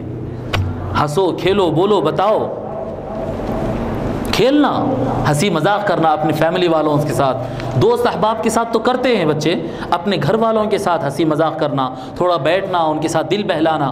حضور صلی اللہ علیہ وسلم فرمائے هل اتخذت جاریۃ تلاعبها وتلاعبک، تم شادی ایک بچی سے کر لو اور اس کے ساتھ تم اس کو کھلاؤ وہ تمہارے کو کھلائے، مطلب کھانا نہیں، کھیل کود، تم ہنسی مذاق کرو اپنی بیوی کے ساتھ، وہ تم کو ہنسائے، ایک دوسرے کے ساتھ کھیل کود کرو، انجوائے کرو، لائف انجوائے کرو، فرمایا آقا صلی اللہ علیہ وسلم۔ اور یہ انجوائمنٹ دین ہے، حضور صلی اللہ علیہ وسلم جو فرما رہے ہیں وہ دین ہے۔ تو سمجھ میں آ رہی نا بات دین کی؟ یہ بتانا چاہ رہا تھا میں، یہ دین۔ اب جب کہ ہر چیز ہم کو دین میں مل جاتی ہے، کوئی ایک چیز بھی نہیں چھٹتی ہے، ہر چیز دین کے اندر مل جاتی ہے، تو پھر دنیا میں سے کچھ بھی کیوں لیتے؟ دنیا میں سے اب یہ جو کم نیرو مائنڈ لوگ رہتے ہیں، چھوٹے بھیجے والے لوگ، ان کو یہ چیز سمجھ میں نہیں آتی۔ اس سے زیادہ ایکسپلینیشن کے ساتھ میں ایک جگہ سمجھایا تو اس کے بعد آ کے وہ پوچھنے لگے کہ مول صاحب آپ تو بولے کرکٹ کھیلنا دین ہے۔ میں بولا بالکل بولا، مگر ان کو سمجھ میں نہیں آئی آخری تک۔ آپ کو تو سمجھ میں آ گئی نا، آپ کو تو سمجھ میں آ گئی، بس کافی۔ حدیث نمبر 44، یہ حدیث تو ہو گیا کہ بے شک تو جو کوئی خرچ کرے گا اللہ کی راہ میں اس پر تجھ کو اس پر ثواب ملے گا، یہاں تک کہ جو تو اپنے بیوی کے منہ میں نوالا ڈالتا ہے اس پر بھی اللہ تبارک و تعالیٰ تجھ کو اجر دے گا۔ یہ حدیث شریف میں اشارہ ملتا ہے اور احادیث شریفہ میں ہے، آپ اللہ کی راہ میں جو خرچ کرنا چاہتے ہیں اس میں سب سے اچھا خرچ یہ ہے کہ آپ اپنی فیملی پہ خرچ کرو، سب سے اچھا۔ غریبوں کو آپ دو، باہر والوں کو دو، پڑوسیوں کو دو، سب دو، ضرور اچھی بات ہے، مگر ان میں سب سے زیادہ ثواب آپ کے وہ خرچ پر رہے گا جو آپ اپنی فیملی پر کریں گے۔ حدیث نمبر 44، عن بہز بن حکیم عن ابیہ عن جدہ قال قلت یا رسول اللہ عوراتنا ما نأتی منہا وما نذر، قال احفظ عورتك الا من زوجتك او ما ملكت يمينك، فقال الرجل يكون مع الرجل، قال ان استطعت الا يراها احد فافعل، قلت والرجل يكون خاليا، قال فالله احق ان يستحيا منه، رواہ الترمذی۔ حضرت بہز بن حکیم رضی اللہ تعالی عنہ اپنے والد سے، وہ اپنے دادا سے روایت کرتے ہیں، قلت یا رسول اللہ، میں نے عرض کیا یا رسول اللہ औरातुना मा नअती मिन्हा व मा नदर, हमारे जो शर्मगाहें होती हैं हम उसमें कितना छुपाना चाहिए और कितना दिखाने की इजाज़त है। शर्मगाह जो कहते हैं मर्द आदमी के लिए नाफ से लेके घुटनों तक, ये इतना हिस्सा जो है नाफ से, बम्बी जो कहते हैं नाफ से लेकर घुटनों तक, इतना हिस्सा बिल्कुल शरीयत में दिखाना मना है। इसको औरा कहते हैं, औरा सतर का हिस्सा है, ये इतना हिस्सा हरगिज़ नहीं खुलना चाहिए, इस पर पाबंदी। ठीक है, तो वो अर्ज़ की या रसूल अल्लाह औरातुना मा नअती मिन्हा व मा नदर, हम अपनी शर्मगाह कितना यानी किसको दिखा सकते हैं और किसको नहीं दिखा सकते। आका सल्लल्लाहु अलैहि वसल्लम इरशाद फरमाते इहफ़ज़ औरतक इल्ला मिन ज़ौजतिक, अपनी शर्मगाह को हर किसी से छुपाए रखो सिवाय अपने बीवियों के, औ मा मलकत यमीनुक, की अपने बांदियों से, यानी अगर कोई अपने वाइफ के साथ हो तो फिर वहाँ पर फ्री रह सकता है, उसके अलावा तो सब पाबंदी है। फ़क़ाल अर्रजुलु यकूनु मअर रजुल, वो सहाबी अर्ज़ करते या रसूलल्लाह मर्द और मर्द अगर एक साथ हो तो, क़ाल इन इस्तताअत अल्ला यराहा अहदुन फ़फ़अल, हुज़ूर सल्लल्लाहु अलैहि वसल्लम फरमाएँ, उसके आगे फरमाते हैं आका सल्लल्लाहु अलैहि वसल्लम, अगर आप इस बात की कोशिश कर सकते हैं, अगर आप इस बात की कोशिश कर सकते हैं कि आपकी शर्मगाह को कोई भी आदमी ना देखे, कोई भी इंसान ना देखे, इवन आपकी अपनी बीवी भी ना देखे, अगर ये भी कर सकते हैं तो भी कर लो। यानी सवाल उन्होंने क्या, पहले तो मना किए थे कि इतना नहीं दिखना, जब वो बोले कि हुज़ूर सल्लल्लाहु अलैहि वसल्लम इजाज़त दिए कि अगर अपने वाइफ हो, अपने घरवाली हो तो एक अलग बात है, वो सवाल किया रसूलल्लाह अगर मर्द के सामने खुल सकते हैं क्या? आका सल्लल्लाहु अलैहि वसल्लम फरमाए कि कोई भी ना देखे, ऐसा अगर कर सकते हो तो ये ज़्यादा बेहतर, ऐसा कर दो कि तुम्हारी शर्मगाह कोई भी आदमी ना देखे। क़ुल्तु, सहाबी अर्ज़ करते वर्रजुलु यकूनु खालियन, आदमी अकेला जब होता है, कोई भी नहीं है, सिर्फ तन्हा है, बिल्कुल अकेला आदमी है, आका सल्लल्लाहु अलैहि वसल्लम फरमाते फ़ल्लाहु अहक्कु अन युस्तहया मिन, सबसे ज़्यादा जिससे शर्म किया जाना चाहिए वो अल्लाह ताला है, अल्लाह ताला से ज़्यादा शर्म किया जाना। इसके अंदर एक शरई मसला मैं बता देता हूँ, इसके अंदर एक फ़िक़ही मसला आता है। फ़िक़ही मसला ये बनता है कि आदमी जब गुस्ल करता है उस वक्त मुकम्मल कपड़े उतार कर गुस्ल नहीं करना चाहिए। मुकम्मल गुस्ल ये हया के ख़िलाफ़ है। अकेला आदमी बिल्कुल बाथरूम बंद करके ना रहे और कोई है नहीं वहाँ पर, उसके बावजूद भी मुकम्मल बरहना होकर, मुकम्मल नंगे होकर नहीं नहाना चाहिए, बल्कि आंख पर कुछ कपड़े होना चाहिए, जैसे तहबंद, लुंगी वगैरह बांध लेते हैं, या फिर क्या कहते हैं वो शॉर्ट्स आते हैं ना, शॉर्ट पैंट्स आते हैं, वैसा कुछ पहन के ना लिए। अकेला आदमी भी मुकम्मल बरहना और नंगा हो इस बात की शरीयत में इजाज़त नहीं है।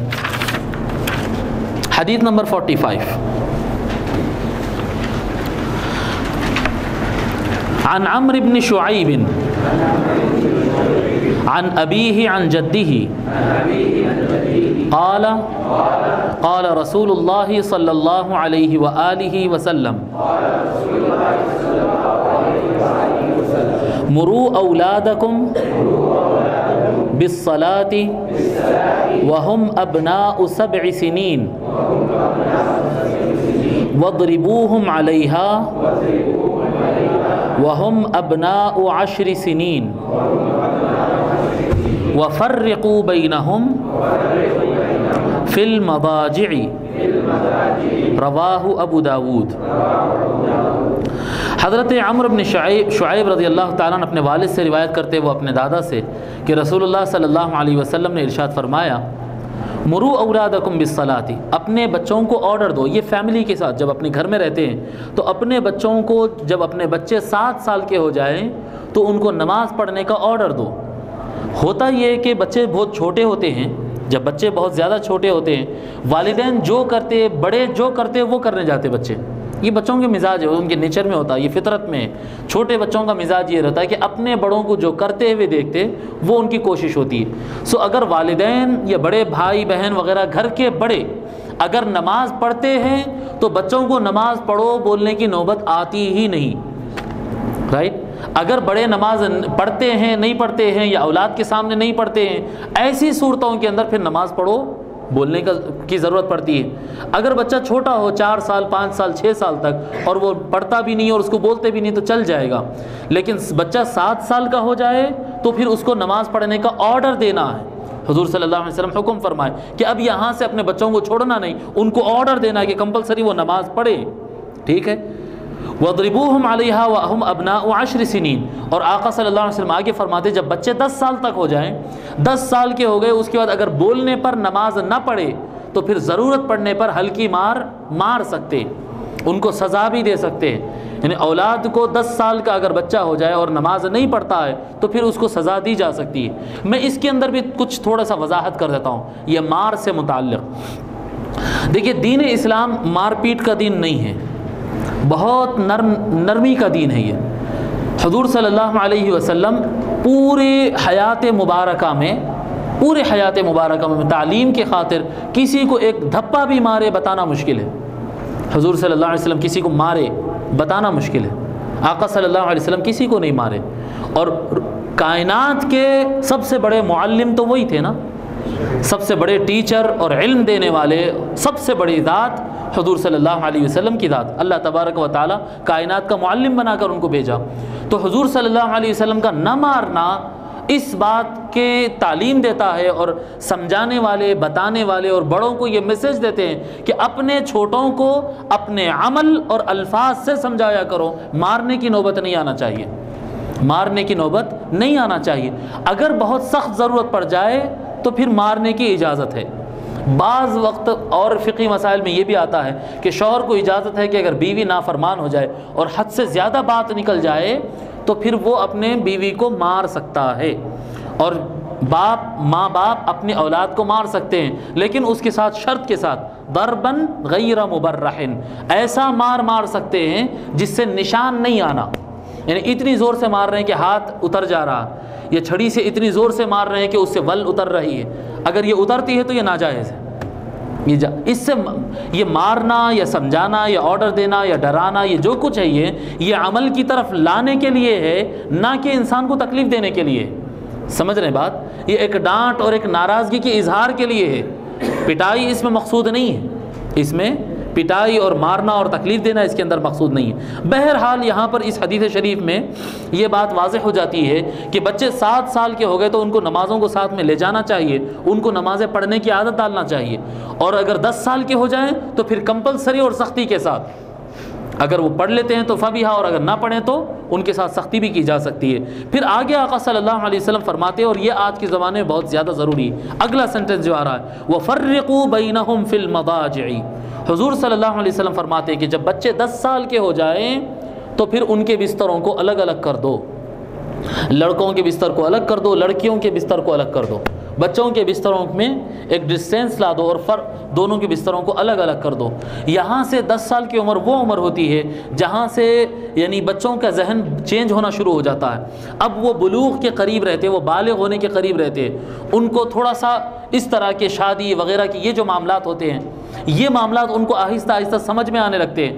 ہر ماں باپ کو اپنے بچے فرشتے نظر آتے ہیں، ہر ماں باپ کو اپنے بچے ایسا لگتا ہے کہ بھئی میرا بچہ تو ایسا نہیں ہے، میرا بچہ تو ایسا نہیں ہے۔ حالانکہ اس زمانے میں سب سے زیادہ لاپرواہی کا شکار ہے اولاد۔ ماں باپ اپنے اولاد کو وقت ہی نہیں دیتے ہیں۔ آج کے دور میں ہم دیکھ رہے ہیں کہ ماں باپ اپنے اولاد کو وقت نہیں دیتے، باپ اپنے دوستوں کے ساتھ مگن ہے، ماں سیریلوں میں مگن ہے، ٹی وی دیکھنے میں مگن ہے، اور ہر بچے کا اپنا فرینڈ سرکل ہے، چاہے وہ باہر ہو یا پھر کمپیوٹر کے اوپر ہو، ہر کوئی اپنی دنیا میں ہے، صرف ایسا سوچے ہوئے ہے کہ میرے بچے سمجھ رہے ہیں کہ میرے باپ سب سے اچھے ہیں، اور سمجھنا بھی چاہیے، اور ماں باپ یہ سمجھ رہے ہیں کہ میرے بچے تو فرشتے ہیں، میری بیٹی تو کوئی گناہ کر ہی نہیں سکتی ہے، اور میرا بیٹا تو کوئی غلطی کر ہی نہیں سکتا ہے۔ بس ایک اچھا ایک پازیٹیو سوچ اپنے بارے میں، اپنے اولاد کے بارے میں سوچ لیے اور سمجھ گئے کہ کچھ نہیں ہو رہا ہے۔ سو یہ معاشرے میں برائی جو چل رہی ہے وہ کوئی دوسرے باہر کے لوگ آ کے کر رہے ہیں، یہ جو گندگیاں ہو رہے ہیں، چھیڑ چھاڑ ہو رہے ہیں، زنا ہو رہا ہے، بے حیائی ہو رہی ہے، جی پردے کا کوئی لحاظ نہیں ہے، اخلاقیات نہیں ہے، مسخرہ پن ہو رہا ہے، شادیوں کے معاملات میں دیکھو اور پارکس میں جا کر دیکھو، یہ جو پورے شہر اور پورے ملک کے حالات خراب ہو گئے، جو ہماری سوسائٹی یعنی مسلم سوسائٹی کی بات کر رہا ہوں، یہ جو ہمارا معاشرہ خراب ہو رہا ہے کہ یہ باہر کی دنیا کے لوگ ہیں، یہ تو ہمارے آپ کے ہی بچے ہیں، یہ ہمارے ہی محلے ہے، یہ ہماری سوسائٹی ہے، یہ ہماری فیملیز ہے۔ دیکھیے کوئی بچے کو اللہ تبارک و تعالیٰ فرشتہ بنا کر نہیں پیدا کیا، سب انسان ہے، سب انسان ہیں اور سب انسان کے لیے، ہر انسان کے لیے اللہ تعالیٰ فرمایا وَهَدَيْنَاهُ النَّجْدَيْنِ، اس کے لیے ہم نے دونوں راستے رکھ دیے ہیں، اچھائی کا راستہ بھی ہے، برائی کا بھی راستہ ہے۔ میرا بیٹا ہو تو میرے بیٹے کے لیے اچھائی کا راستہ بھی ہے، برائی کا بھی راستہ ہے۔ والدین کی ذمہ داری بنتی ہے کہ وہ کڑی نگرانی رکھیں، اپنے اولاد کے اوپر کڑی نگرانی رکھے، بات نرم کرے۔ کڑی نگرانی کا مطلب یہ نہیں ہوتا کہ ہمیشہ بچوں کے اوپر لٹ لے کے سوار ہے اور ہر بات پہ غصے میں آ رہے ہیں، نہیں، یہ مطلب نہیں ہوتا ہے۔ نگرانی کڑی ہونا چاہیے اور تعلیم، گفتگو، معاملات نرم ہونا چاہیے، بات بچوں سے بہت نرم ڈھنگ سے ہونا چاہیے، ان کو سمجھانا بہت نرم اسٹائل میں ان کو سمجھانا چاہیے، اور نظر بالکل کڑی رہنا۔ چھوٹے بھائی ہے، اپنے بیٹے ہیں، اپنے بیٹیاں ہیں، کہاں پر جا رہے ہیں؟ آپ سوچیں نا، آج کے معاشرے کے اندر میں ایسے بولتا ہوں، اس میں بعض کم عمر نوجوان بھی، ان کو ناراضگی تھوڑی ہو سکتی ہے۔ چھوٹے چھوٹے بچوں کے ہاتھ میں موبائل ہے، کیا ضرورت ہے اس موبائل کی؟ کون سا اس کو بزنس کرنا ہے؟ کون سے اس کو معاملات کرنا ہے؟ کیوں ہے اس کے ہاتھ میں فون؟ مگر باپ کا یہ خواہش ہے کہ نہیں، میرا بچہ کیا کہتے ہیں 5ویں پاس کر لیا، رینک لا دیا، وہ کر دیا، میں وعدہ کرا تھا اس کو ایک موبائل لا کے دے دیے، اس میں انٹرنیٹ لا کے دے دیے۔ اس کو ضرورت کیا ہے اس چیز کی؟ بھی بچوں کو وہ آپ تحفے دو جو ان کے ذہن کو ڈیولپ کرتے ہوں، ان کی تعلیم کو آگے بڑھاتے ہوں، اس میں انجوائمنٹ بھی ہو، جی، ان کے لیے انٹرٹینمنٹ بھی ہو، انجوائمنٹ بھی ہو، یہ چیزیں بھی ہو، ساتھ میں ان کی تھوڑی بہت تعلیم بھی ہو جائے، ان کے اخلاق میں بگاڑ نہ آ جائے۔ کیوں ان کے ہاتھوں میں فون دے رہے ہیں؟ کیوں ان کو چھوٹے چھوٹے بچوں کو سواریاں دے رہے ہیں؟ کیوں یہ راستے کھول رہے ہیں؟ یہ راستوں سے بچہ آپ کے کنٹرول سے باہر ہو گیا۔ کتنے قسم کے ریچارج ایسے آتے ہیں، پوری رات فری۔ اب پوری رات کس سے بات کر رہا ہے نوجوان؟ باپ تو یہ سوچ رہا ہے کہ میرا بچے کی خواہش تھی، بچہ ماشاءاللہ اسکول میں، کالج میں جو ہے پڑھنا، میں اس کو بولا تھا، پاس کرنا بولا تھا، وہ کر لیا، میں اس کو فون دلا دیا۔ اب وہ 100-200 روپے کا کوئی ریچارج وہ کرا لیتا ہے، پوری رات بات کر رہا ہے۔ وہ کس سے بات کر رہا ہے؟ پھر بھی باپ کے ذہن میں نہیں، میرے بچے کے اوپر الزام ہے، بھائی میرا بچہ تو گناہ گار نہیں ہو سکتا، میری بیٹی سے تو غلطی نہیں ہو سکتی ہے، فرشتے کرتے ہیں زنا، بے حیائی فرشتوں میں آتی ہے معاذ اللہ، جی نہیں، یہ انسانوں میں ہی ہونا ہے۔ اور یہ اچھائی کے اور برائی کے دونوں راستے ہر انسان کے سامنے ہوتے ہیں، چاہے وہ کسی عام انسان کی اولاد ہو یا کسی ولی کی اولاد ہو، وہ کسی کی بھی اولاد ہو، اس کے لیے سامنے دونوں راستے ہیں، دونوں راستے ہیں۔ اگر کڑی نگرانی نہ کی گئی، صحیح تربیت نہیں کی گئی، ان کے بستروں کے، ان کے رات کے معاملات پر اگر والدین کی نظر نہ رہے کہ اولاد کب سوتی ہے، کب اٹھتی ہے، کہاں جاتی ہے، کہاں آتی ہے، اگر نظر نہ آئے تو پھر ہو سکتا ہے کہ چراغ تلے اندھیرا ہو جائے۔ ماں باپ اچھے سے اچھے ہوں گے لیکن اولاد غلط راہ پہ نکل جا سکتی۔ آقا صلی اللہ علیہ وسلم جہاں پر نماز کے حکم کا آرڈر دیے ہیں، وہاں پر تاکید کے ساتھ فرمائے وَفَرِّقُوا بَيْنَهُمْ فِي الْمَضَاجِعِ، ان کے بستروں کو الگ الگ کر دیا کرو۔ جب سال کے ہو جائیں، ان کو سمجھ آنے لگتی ہے تو ایک ڈسٹینس عورتوں میں، بچوں میں اور بچیوں میں ایک ڈسٹینس کر دیا جانا چاہیے۔ حدیث نمبر 46 عن معاویة بن حیدة عن معاویة بن حیدة رضی اللہ عنہ قال قلت یا رسول اللہ ما حق زوجتی احدنا علیہ قال ان تطعمها اذا طعمت وتكسوها اذا اكتسيت او اكتسبت ولا تضرب الوجه ولا تقبح ولا تهجر الا في البيت رواه ابو داود۔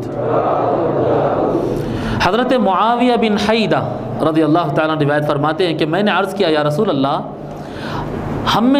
ہمارے اوپر اپنے بیویوں کی کیا ذمہ داری بنتی ہے، کیا رائٹس بنتے ہیں، ان کا کیا حق بنتا ہے، ہماری بیوی کا ہم پر کیا حق بنتا ہے، ہماری گردن میں کیا ہے؟ حضور صلی اللہ علیہ وسلم فرماتے ان تطعمها اذا طعمت، جب تو کھانا کھائے تو اس کو بھی کھلائے، کھانا کھائے تو اس کو بھی کھلائے۔ بہت یعنی کیسا، 3 ٹائم تو کھاتے نا جی عورتاں، بیچ بیچ کھاتے نا کھانا، تو پھر کھانا کھائے تو کھلانا بولے تو کیا مطلب؟ اجی جناب والا، ہم جاتے ہیں ماشاءاللہ شاداب آداب، جی سفینہ ہوٹل اور 4 سیزنز اور کیا کیا ہے، وہ میرے کو نام بھی برابر نہیں آ رہے ہیں، وہ بڑے بڑے شاندار ہوٹلوں میں جاتے ہیں، سیخ کباب، جی وہ اپولو فش، کیا کیا کھا لیتے ہیں، اور بیگم کے لیے وہی بھنڈی اور پھلی. نہیں، ایسا ہی ہوتا نا. ان کو تو بولتے ہیں کہ ماشاءاللہ سودا گھر میں ڈال دیے کہ تم کھا لو، اور ماشاءاللہ ہم جائیں گے دعوت میں، ہم جائیں گے ہوٹلنگ کریں گے، ہم جائیں گے کولڈ ڈرنکس لا کے پئیں گے، گنے کا شربت بھی ہوگا، آم کا شربت بھی ہوگا، کبھی کیا کہتے ہیں فروٹ سلاد بھی دکان سے منگا کے دوستوں کے ساتھ بیٹھ کے کھائیں گے، اور عورتوں کو لا کے ڈال دیا نا سودا. یہ غلط. یہ فرما رہے حضور صلی اللہ علیہ وسلم، آپ جو کھاتے ہیں وہ اپنے بیوی کو کھلاؤ. آپ بھنڈی کا سالن کھاؤ، ان کو بھی کھلاؤ. آپ مرغ کھاؤ، وہ ان کو کھلاؤ. آپ مچھلی کھاؤ، ان کو بھی کھلاؤ. جی، آپ باہر دوستوں کے ساتھ کھا لیے، ایک پیک ساتھ میں لے لو اور گھر کو لے کے چلے جاؤ، ان کو بھی کھلاؤ. جو چیز آپ کھا رہے ہیں یہ بیوی کا حق ہے، یہ بیوی کا حق ہے کہ جو چیز آپ کھائیں میں کھاؤں وہ میں اپنی بیوی کے لیے بھی لے کر جاؤں، یہ اس کا حق ہے. ہم مزے کے کھانے کھاتے ہیں اور یہ تصور کرتے ہیں کہ وہ بھی کھا رہے ہیں. وہ کیا کھا رہے ہیں؟ وہ تو وہی کھا رہے ہیں جو ہمیشہ کھاتے ہیں. جی، جو خود کے لیے پسند کرو وہ اس کے لیے. اور پھر فرمایا وَتَكْسُوهَا إِذَا اكْتَسَيْتَ أَوْ اكْتَسَبْتَ، اگر اپنے لیے کوئی کپڑے بنا رہے ہو تو اپنے بیویوں کے لیے بھی بنا دو. جب تم اپنے لیے کپڑے بناؤ یا جب تم کماؤ، او اکتسب مطلب جب کماؤ، جب تمہاری آمدنی ہو، انکم ہو، کماؤ تو اپنے لیے، اپنے بیوی کے لیے اچھے جوڑے بنایا کرو. ولا تضرب الوجہ، اور کبھی بیوی کے منہ پر نہیں مارنا. یہ شیطان بھی بڑا عجیب ہوتا ہے. غصہ اگر آتا ہے تو پہلا مار سیدھا منہ پہ ہی جاتا عورت کے. سوسائٹیوں میں تو ایسا ہی ہو رہا ہے، ہمارے معاشرے میں تو یہی ہے کہ جب ہاتھ اٹھتا ہے تو سیدھا بیوی کے گال پہ، اس کے منہ پہ ہی مارتے سیدھا تھپڑ. اور حضور صلی اللہ علیہ وسلم منع کیے تو منہ پہ مارنے سے ہی منع کیے. یعنی جب ہاتھ چلیں گا تو گناہ گار ہو جائیں گے. تو کبھی بیوی کے منہ پر نہیں مارنا. ولا تقبح، ویسے تو مارنا ہی نہیں ہے، میں آپ کو پھر بتا دیتا ہوں، مارنا ہی نہیں ہے. شریعت میں مارنے کی اجازت ہی نہیں ہے بیوی کو، الا ماشاء اللہ اوور ہو جائے، وہ ایک لمیٹیشن ہے، اس سے آگے بڑھ جائے، بہت حد ہو گیا اور کنٹرول سے باہر ہو گیا اور بہت کچھ ہو گیا، تب مارنے کی اجازت ہے. ایسا مار جس سے نشان نہ آئے. اور یہ بھی آپ کو فقہائے کرام، اگر فقہ حنفی، سب حنفی لوگ بیٹھے ہوئے ہیں یہاں پر، اللہ ماشاء اللہ صاحب حنبلی ہے اور سبھی حنفی بیٹھے ہیں. حنفی علماء یہ بتاتے ہیں کہ اگر ضرورت پڑی اور کوئی چھڑی سے مارنا چاہے تو مسواک کے سائز کی چھڑی سے مارنا. ہمارے پاس مارنا سمجھتے کہ مارنا ایسا مارنا نہیں ہوتا، وہ بس اظہار ناراضگی ہے، وہ غصے کا اظہار کرنے کے لیے مارنا، بس اس سے زیادہ مارنے کی اجازت نہیں ہے شریعت کے اندر. حضور صلی اللہ علیہ وسلم فرمائے مارنا نہیں. فرمائے پھر آگے ولا تقبح، اس کو بد صورت کہہ رہے ہیں، اجاڑ صورت، بد صورت، منہ کالا کرو، نکلو میرے سامنے سے، منحوس صورت ہٹاؤ. جی، یہ جب جھگڑے ہوتے ہیں تو یہ سب چیزیں ہوتی ہیں. حضور صلی اللہ علیہ وسلم فرمائے کبھی اپنے بیوی کو اس طرح کا نام نہیں دینا، نہیں بولنا، بد صورت نہیں بولنا، جی منحوس صورت نہیں بولنا، یہ نہیں، اجازت نہیں ہے. وہ جیسے بھی ہو مگر بولنے کی اجازت نہیں ہے. ناراضگی ہوتی ہے اس طرح کے نام رکھ دیتے ہیں، اجازت نہیں. فرمایا آقا صلی اللہ علیہ وسلم ولا تہجر الا فی البیت، چھوڑ کے نہیں جانا، بیوی کو چھوڑ کے چلے نہیں جانا. بہت ناراضگی ہوئی تو بات بند کر دو، اس کے ساتھ معاملات بند کر دو گھر کے اندر، گھر چھوڑ کے نہیں چلے آنا. 2-3 دن گھر چھوڑ کے چلے جا رہے ہیں، آ رہا ہوں نہیں، میں آتا نہ جاتا نہ کھانا کھاتا، اب ناراض ہو گئے، بس ختم، میرا تیرا کوئی تعلق نہیں، نکل کے چلے گئے. اب وہ پریشان ہے، ڈھونڈ رہے ہیں، 2 دن 3 دن 4 دن کے بعد پھر منا کے لے کے آ رہے ہیں، پھر ناراض ہوئے نکل کے چلے گئے. نہیں، حضور صلی اللہ علیہ وسلم فرمائے کہ ناراضگی ہو، آپ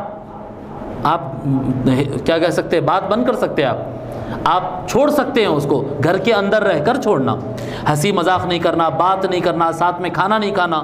اگر بہت زیادہ ناراضگی کا اظہار کرنا ہے تو، مگر چھوڑ کے جانا یہ اس کے حق کے خلاف ہے. جب شادی کر لیے تو اس کو چھوڑ کے جانے کی اجازت نہیں، اس کو چھوڑ کے جانے کی اجازت نہیں. حدیث نمبر 47 عن ابن عباس رضی اللہ عنہما عن النبی صلی اللہ علیہ وآلہ وسلم سووا بین اولادکم فی العطیہ فلو كنت مفضلا احدا لفضلت النساء رواہ الطبرانی. حضرت عبداللہ ابن عباس رضی اللہ تعالی عنہما روایت فرماتے ہیں کہ نبی صلی اللہ علیہ وسلم کا ارشاد مبارک ہے سووا بین اولادکم فی العطیہ، اپنے اولاد کو اپنے اولاد کے درمیان دینے میں برابری کیو. برابری کرو.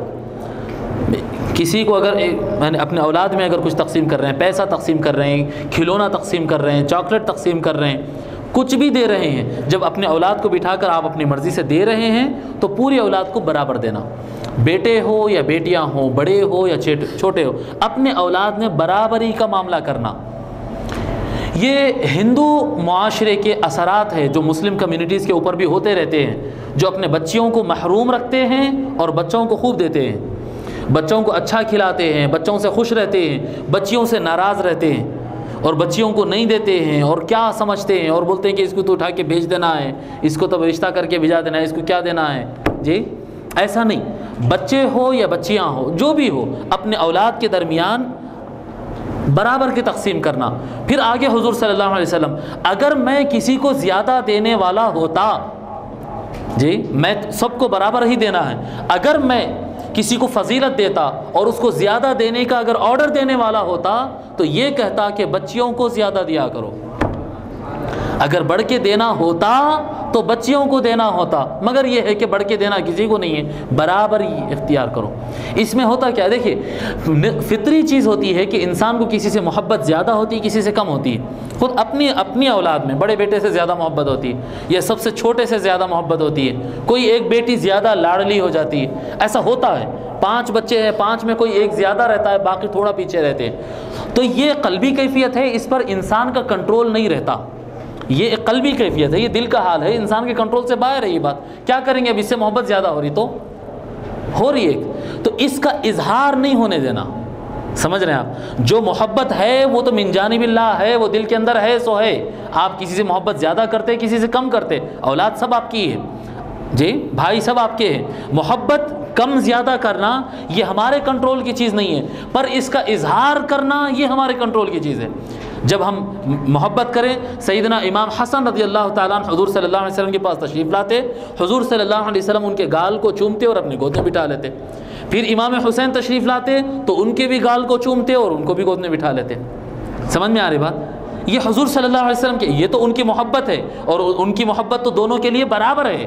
جی مگر اس میں تعلیم بھی ہے، امت کے لیے تعلیم بھی ہے کہ ایک بیٹا آئے آپ اس کو چوم کے گود میں بٹھائے اور دوسرا آئے اس کو گود میں لے کے گود میں بٹھا لے تو اس کو ایک فیلنگ آتی ہے.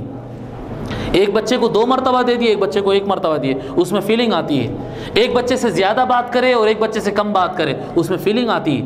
سو آپ محبت جو ہے وہ دل اگر ادھر مائل ہوتا ہے تو اس پر آپ کا کنٹرول نہیں ہے، پر اظہار کرنے میں کنٹرول ہونا چاہیے. اظہار سووا بین اولادکم فی العطیہ، جب کوئی چیز دو تو اپنے اولاد میں برابر دیا کرو، چاہے وہ کوئی چیز دینے والی چیز ہو یا پھر اظہار محبت ہو، وہ اپنے اولاد کے درمیان برابر دیا کرو. حدیث نمبر 48، ہم تھوڑا تیز چلتے ہیں، ایک صفحہ اور پڑھنا ہے، 15 منٹ ہی ہمارے پاس باقی ہے. عن ابن عباس رضی اللہ عنہما قال قال رسول اللہ صلی اللہ علیہ وآلہ وسلم ما من رجل تدرک له ابنتان فيحسن إليهما ما صحبتاه أو صحبهما إلا أدخلتاه الجنة. رواہ ابن ماجہ. اس کی بعد کی حدیث بھی پڑھ لیتے ہیں، حدیث نمبر 49، تقریباً ہم معنی حدیث ہے، اس کو بھی پڑھ لیتے ہیں. عن ابی سعید الخدری رضی اللہ عنہ قال قال رسول اللہ صلی اللہ علیہ وآلہ وسلم من عال 3 بنات فأدبهن وزوجهن وأحسن إليهن فله الجنة. قال 3 أخوات أو 3 بنات أو بنتان أو أختان. رواہ ابو داود. پہلے ہم 49 حدیث نمبر 49 کی تشریح کریں گے، پھر 48 کا ترجمہ پڑھیں گے. حضرت ابو سعید خدری رضی اللہ تعالیٰ روایت فرماتے ہیں کہ رسول اللہ صلی اللہ علیہ وآلہ وسلم نے ارشاد فرمایا من عال ثلاث بنات، جس کے پاس کوئی 3 بیٹیاں ہوں، اس کے کنبے میں، اس کے گھر میں 3 بیٹیاں جس کے پاس ہوں، فأدبہن، ان کی اچھی تربیت کیا، وزوجہن، اور پھر ان کی شادیاں کیا، بچیاں پیدا کیا، اس کے اپنے بچیاں ہوں، 3 بچیاں ہیں، ان کی اچھی تربیت کیا، تعلیم تربیت وغیرہ جیسا ان کو بنانا تھا بنایا، وزوجہن، پھر ان کی شادیاں کر دیا، واحسن الیہن، شادیوں کے بعد بھی پھر ان کے ساتھ احسان والا معاملہ رکھا، شادی کر دیے بھجا دیے ہو گیا نہیں، ابھی ان کے ساتھ تعلق پھر اچھا، تحفے طائف، جانا آنا، خیریت پوچھنا، ان کے تعاون میں رہنا، اس طرح سے لگا رہتا ہے۔ حضور صلی اللہ علیہ وسلم فرمائے فلہ الجنہ، ایسے آدمی کے لیے جنت ہے۔ اب دیکھیے اس کے اندر یعنی یہ جو بات سمجھانا چاہ رہے ہیں، یہ بیٹیوں کی اہمیت بتا رہے ہیں یہاں پر۔ لوگ کا ایسا مزاج ہوتا کہ بیٹیاں پیدا ہو، 1 بیٹی ہو، 2 بیٹی ہو، یا اللہ بیٹا ہونا بیٹا ہونا بیٹا ہونا۔ بیٹا ہونا بالکل صحیح بات ہے، اچھی بات ہے، اچھی خواہش ہے، مگر بچیوں کے ہونے سے پریشان نہیں ہونا۔ بچیوں کے میرے ایک دوست ہے، ان کو 4 بیٹیاں ہیں، میرے ایک دوست ہے، چوتھی ان کی بیٹی ہوئی، تو اتنی سستی سے وہ بیان کرے، ہو بھئی چوتھی بھی بیٹی ہو گئی، کیا ہے اس میں اندر؟ میں بتا رہا ہوں نا، جب ان کے زبان سے یہ جملہ میں سنا، حبیب صاحب بیٹی ہوئی، کیونکہ میرے کو پتا تھا کہ پہلے سے 3 بیٹیاں ان کو ہے، میرے دوست ہے بچپن کے، حفظ کے ساتھ ہی ہے، تو ان کے 3 بیٹیاں ہیں۔ جب وہ چوتھی بیٹی کی خبر دیے فون کر کے، حبیب صاحب بیٹی ہوئی، تو میں تو بہت زیادہ خوش ہو گیا، مگر ان کے انداز کو دیکھ کے پھر خاموش ہو گیا، بولا نہیں، ایسی نیت کرا کہ پھر بعد میں بولوں گا، اور بولا میں بعد میں ان کو۔ میں خوش کیوں ہوا تھا؟ میں اس لیے خوش ہوا تھا جیسے انہوں نے بتایا کہ چوتھی بھی بیٹی ہوئی، مجھے ایک دم خیال آیا کہ حضور کی 4 بیٹیاں تھے۔ کتنی خوشی کی بات ہے نہیں؟ ایک آدمی کو، حضور صلی اللہ علیہ وسلم کو بیٹے کم تھے اور حضور صلی اللہ علیہ وسلم کو بیٹیاں زیادہ، تو بیٹیاں زیادہ ہونا یہ تو حضور کے گھرانے سے مشابہت ہو رہی نا، اس سے اچھی کیا بات ہو سکتی ہے؟ اس سے زیادہ برکت والی کیا بات ہو سکتی ہے؟ میرے بھائی حامد، میرے بھائی کو 3 بیٹیاں، لگاتار 3 بیٹیاں ہوئے، جب وہ اطلاع دی، وہ تو ماشاءاللہ بہت خوش تھے، وہ جب اطلاع دی کہ تیسری بیٹی ہوئی، تو میں بولا 1 بیٹی اور ہونا ہے۔ وہ بولے وہ کیوں؟ میں بولا حضور کو 4 بیٹیاں، تو 4 بیٹیاں تو ہونا ہی ہونا ہے جی۔ تو یہ بڑی یعنی بیٹیوں کا ہونا بڑا نصیب کی بات ہے۔ اب دیکھیے آپ، بیٹا جو بھی ہوتا ہے، بیٹا اللہ کی نعمت ہے، بیٹا اللہ کی نعمت ہے، اور بیٹی اللہ کی رحمت ہے، اور ہم کو اللہ تبارک و تعالیٰ بہت نعمتوں سے نوازا ہے، ہم ضرورت مند ہے کہ اللہ ہم پر رحمت کرے۔ آپ بتائیے، نعمتوں کی زیادہ ضرورت ہے یا رحمت کی زیادہ ضرورت ہے؟ اللہ کی نعمتوں کے بے شک ہم محتاج ہے، اور اسی کی نعمتوں پہ تو ہم پل رہے ہیں، یقینی بات ہے، اللہ کی نعمتیں ہیں، اللہ بہت نعمتیں دیا ہے۔ ضرورت کس چیز کی ہے؟ آخرت کے گناہیں معاف کرانے کے لیے، اپنے کم اعمال کے باوجود مغفرت ہونے کے لیے، رحمت ہونے کے لیے، جنت میں جانے کے لیے۔ کیا ہمارے اپنے نمازوں پہ اور روزوں پہ کوئی بھروسہ ہے کہ یہ جنت میں لے جائیں گے؟ کیا ہمارا عمل اتنا اچھا ہو گیا؟ وہ کیا چیزیں ہیں جو جنت میں لے جا سکتی ہے؟ وہ کیا چیزیں ہیں جو ہمارے گناہوں کو معاف کروا سکتی ہے؟ وہ اللہ کی رحمتیں ہیں، ان کی ضرورت ہے۔ حضور صلی اللہ علیہ وسلم فرما رہے ہیں کہ بیٹیاں رحمت ہے، بیٹیاں جنت میں لے جاتی ہیں۔ تو خواہش رہنا چاہیے کہ بیٹیاں کثرت سے ہو، کثرت سے بیٹیاں ہونا، یہ خواہش ہونا چاہیے۔ اب دیکھیے آپ، حضور صلی اللہ علیہ وسلم فرما رہے ہیں 3 بیٹیاں کسی کے ہوں اور ان کی اچھی تربیت کرے اور ان کے تعلیم کا انتظام کرے، اچھے گھر میں ان کی جہاں تک ہو سکے شادی کر دے اور اچھا ان سے رویہ رکھے، تو اللہ تبارک و تعالیٰ اس کے لیے جنت فرماتا ہے۔ اب حدیث 49 کے اندر دیکھیے، 48، حدیث نمبر 48، حضرت عبداللہ ابن عباس رضی اللہ تعالیٰ عنہ روایت فرماتے ہیں کہ رسول اللہ صلی اللہ علیہ وآلہ وسلم نے ارشاد فرمایا، ما من رجل تدرک لہ ابنتان، جو کوئی آدمی ہو اس کے پاس 2 بیٹیاں ہوں۔ حدیث نمبر 49 میں 3 بیٹیوں کا ذکر تھا، اب یہاں پر 2 بیٹیوں کا ذکر ہے۔ فَيُحْسِنُ إِلَيْهِمَا، وہ اپنے بچیوں کے ساتھ اچھا رویہ رکھتا ہے، پیار کرتا ہے، کھلاتا ہے، پلاتا ہے، پہناتا ہے، ان کو خوشحال رکھتا ہے۔ مَا صَحِبَتَاهُ أَوْ صَحِبَهُمَا، جب تک وہ بچیاں ان کے ساتھ رہے یا وہ ان کے ساتھ رہے، جب تک وہ بیٹیوں کے ساتھ رہتا ہے، جب تک بھی ساتھ رہتا ہے۔ اب اس کے اندر معنی ہے کہ وہ شادی کر کے بھیجا دے تو پھر وہ الگ ہو گئی، طلاق ہو کے پلٹ کر آ گئی، شوہر مر گیا پلٹ کر آ گئی، تو وہ ساتھ میں رہتے ہیں، ارے یہ تو بوجھ ہو گیا بھائی، بڑا مسئلہ ہو گیا، آپ کیسا کریں گے؟ نہیں نہیں نہیں، حضور صلی اللہ علیہ وسلم فرما رہے ہیں جس کسی کے پاس 2 بیٹیاں ہو اور جب تک وہ بچیاں اس کے ساتھ ہے، وہ بچیوں کے ساتھ خندہ پیشانی سے مسکراتا ہوا آتا ہے، ان کو کھلاتا ہے، پلاتا ہے، ہاتھ کھلا رکھتا ہے، ان کے ساتھ خوشی اور اچھائی اور احسان کا معاملہ کرتا ہے، تو حضور صلی اللہ علیہ وسلم فرماتے الا ادخلتاہ الجنہ، وہ دونوں بیٹیاں قیامت کے دن آئیں گے اور اپنے ہاتھوں سے وہ اپنے والد کو جنت میں داخل کرا دیں گے۔ الا ادخلہ اللہ الجنہ نہیں فرما رہے، فلہ الجنہ، 3 بیٹیوں کی اگر وہ کفالت کر لے تو پھر اس کے لیے تو جنت پکی ہے فرمائے، اور 2 بیٹیوں کی بھی اگر کرتے ہیں تو وہ بیٹیاں آئیں گے۔ ادخلتاہ، یہاں پر فاعل اللہ نہیں ہے، فاعل بیٹیاں ہیں، وہ بیٹیاں آئیں گے اور اس میں اس کو جنت میں داخل کرا کے رہیں گے۔ اب آپ دیکھیں کتنی بڑی رحمت ہے، بیٹیاں ہونا کتنی بڑی رحمت ہے، اور ہماری سوسائٹی میں اس کو یعنی غلط نگاہ سے دیکھ رہے ہیں، کمزور نگاہ سے دیکھ رہے ہیں۔ جی پہلے عربستان میں ہوتا تھا، پرانے زمانے میں اسلام کے آنے سے پہلے بیٹی پیدا ہو تو اس کو عیب سمجھ کے زندہ دفن کر دیتے تھے، بیٹیوں کو دفن کر دیتے تھے، بیٹا ہونا شان تھا جی، اور بیٹی ہونا عیب سمجھ میں آتا تھا، سمجھا جاتا تھا، اور اسلام تو عورت کو پھر مقام دیا، ماں کا مقام دیا، بہن کا مقام دیا جی، بیوی کو شان دیا، ہر ایک کو اللہ تبارک و تعالی مقام دیا، اور یہ بھی بتایا کہ جو بیٹیاں ہوتے ہیں وہ جنت میں لے جانے والے ہوتے ہیں۔ حدیث نمبر 50 عن عبداللہ بن عمرو رضی اللہ عنہما، عمر واو والا ہے یہ، جیسا کہ ہم شروع میں بتائے تھے، عن عبداللہ بن عمرو رضی اللہ عنہما عن النبی صلی اللہ علیہ وآلہ وسلم قال قال رضا الرب فی رضا الوالد وسخط الرب فی سخط الوالد، رواہ الترمذی۔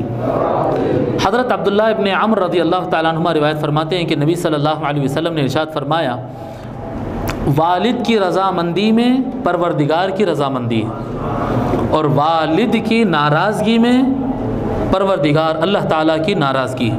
ہم حقوق الوالدین پہ کل گفتگو کیے اور تفصیل سے اس کی تشریح ہم کر چکے ہیں۔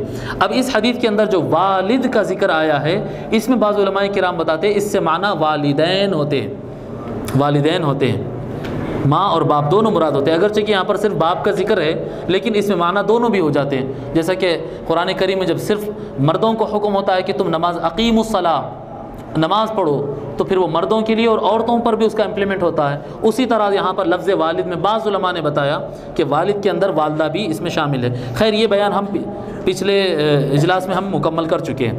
حدیث نمبر 51 عن ابی الدرداء رضی اللہ عنہ قال قال رسول اللہ صلی اللہ علیہ وآلہ وسلم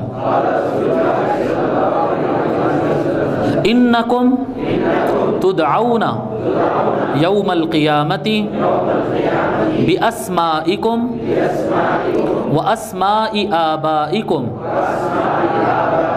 فاحسنوا اسماءکم، رواہ ابو داود۔ حضرت ابو الدرداء رضی اللہ تعالیٰ عنہ فرماتے ہیں کہ رسول اللہ صلی اللہ علیہ وسلم نے ارشاد فرمایا انکم تدعون یوم القیامہ، قیامت کے دن تم کو بلایا جائے گا، تم کو ندا دی جائے گی، پکارا جائے گا حساب کے لیے، اس کے لیے جنت میں داخل کرنے کے لیے جو بھی معاملات ہوتے ہیں، جب بلایا جاتا ہے تم کو تمہارے نام سے اور تمہارے والد کے نام سے پکارا جائے گا۔ ہر آدمی کو اس اولاد کا نام، والد کے نام، فلاں بن فلاں، فلاں فلاں کا بیٹا، اس نام سے پکارا جائے گا۔ فاحسنوا اسماءکم، حضور صلی اللہ علیہ وسلم فرمائے اس لیے تم کیا کرو، اچھے نام رکھا کرو۔ نام کے اندر معنویت رہنا، نام کے اندر اس کے معانی اچھے آنا چاہیے، اس کی میننگ اچھا رہنا چاہیے۔ نام سوچ سمجھ کر رکھنا، جو زبان ہم کو آتی نہیں ہے وہ اٹھ پٹانگ نام نہیں رکھ لینا۔ پھر لوگ آج کل کیسے کر رہے ہیں کہ سننے میں اچھا دکھنا نام، ہاں انوکھا ہے، بالکل سب سے الگ ہے، ڈیفرنٹ ہے، تو وہ ڈیفرنٹ میں معنی کیا کیا کچھ ہو جا رہے ہیں اس کے اندر۔ کئی نام تو ایسے بھی مل رہے ہیں کہ جس کی کوئی میننگ ہی نہیں ہے، سرے سے بس رکھ دیے نام صرف بس ایسے ہی رکھ دیے۔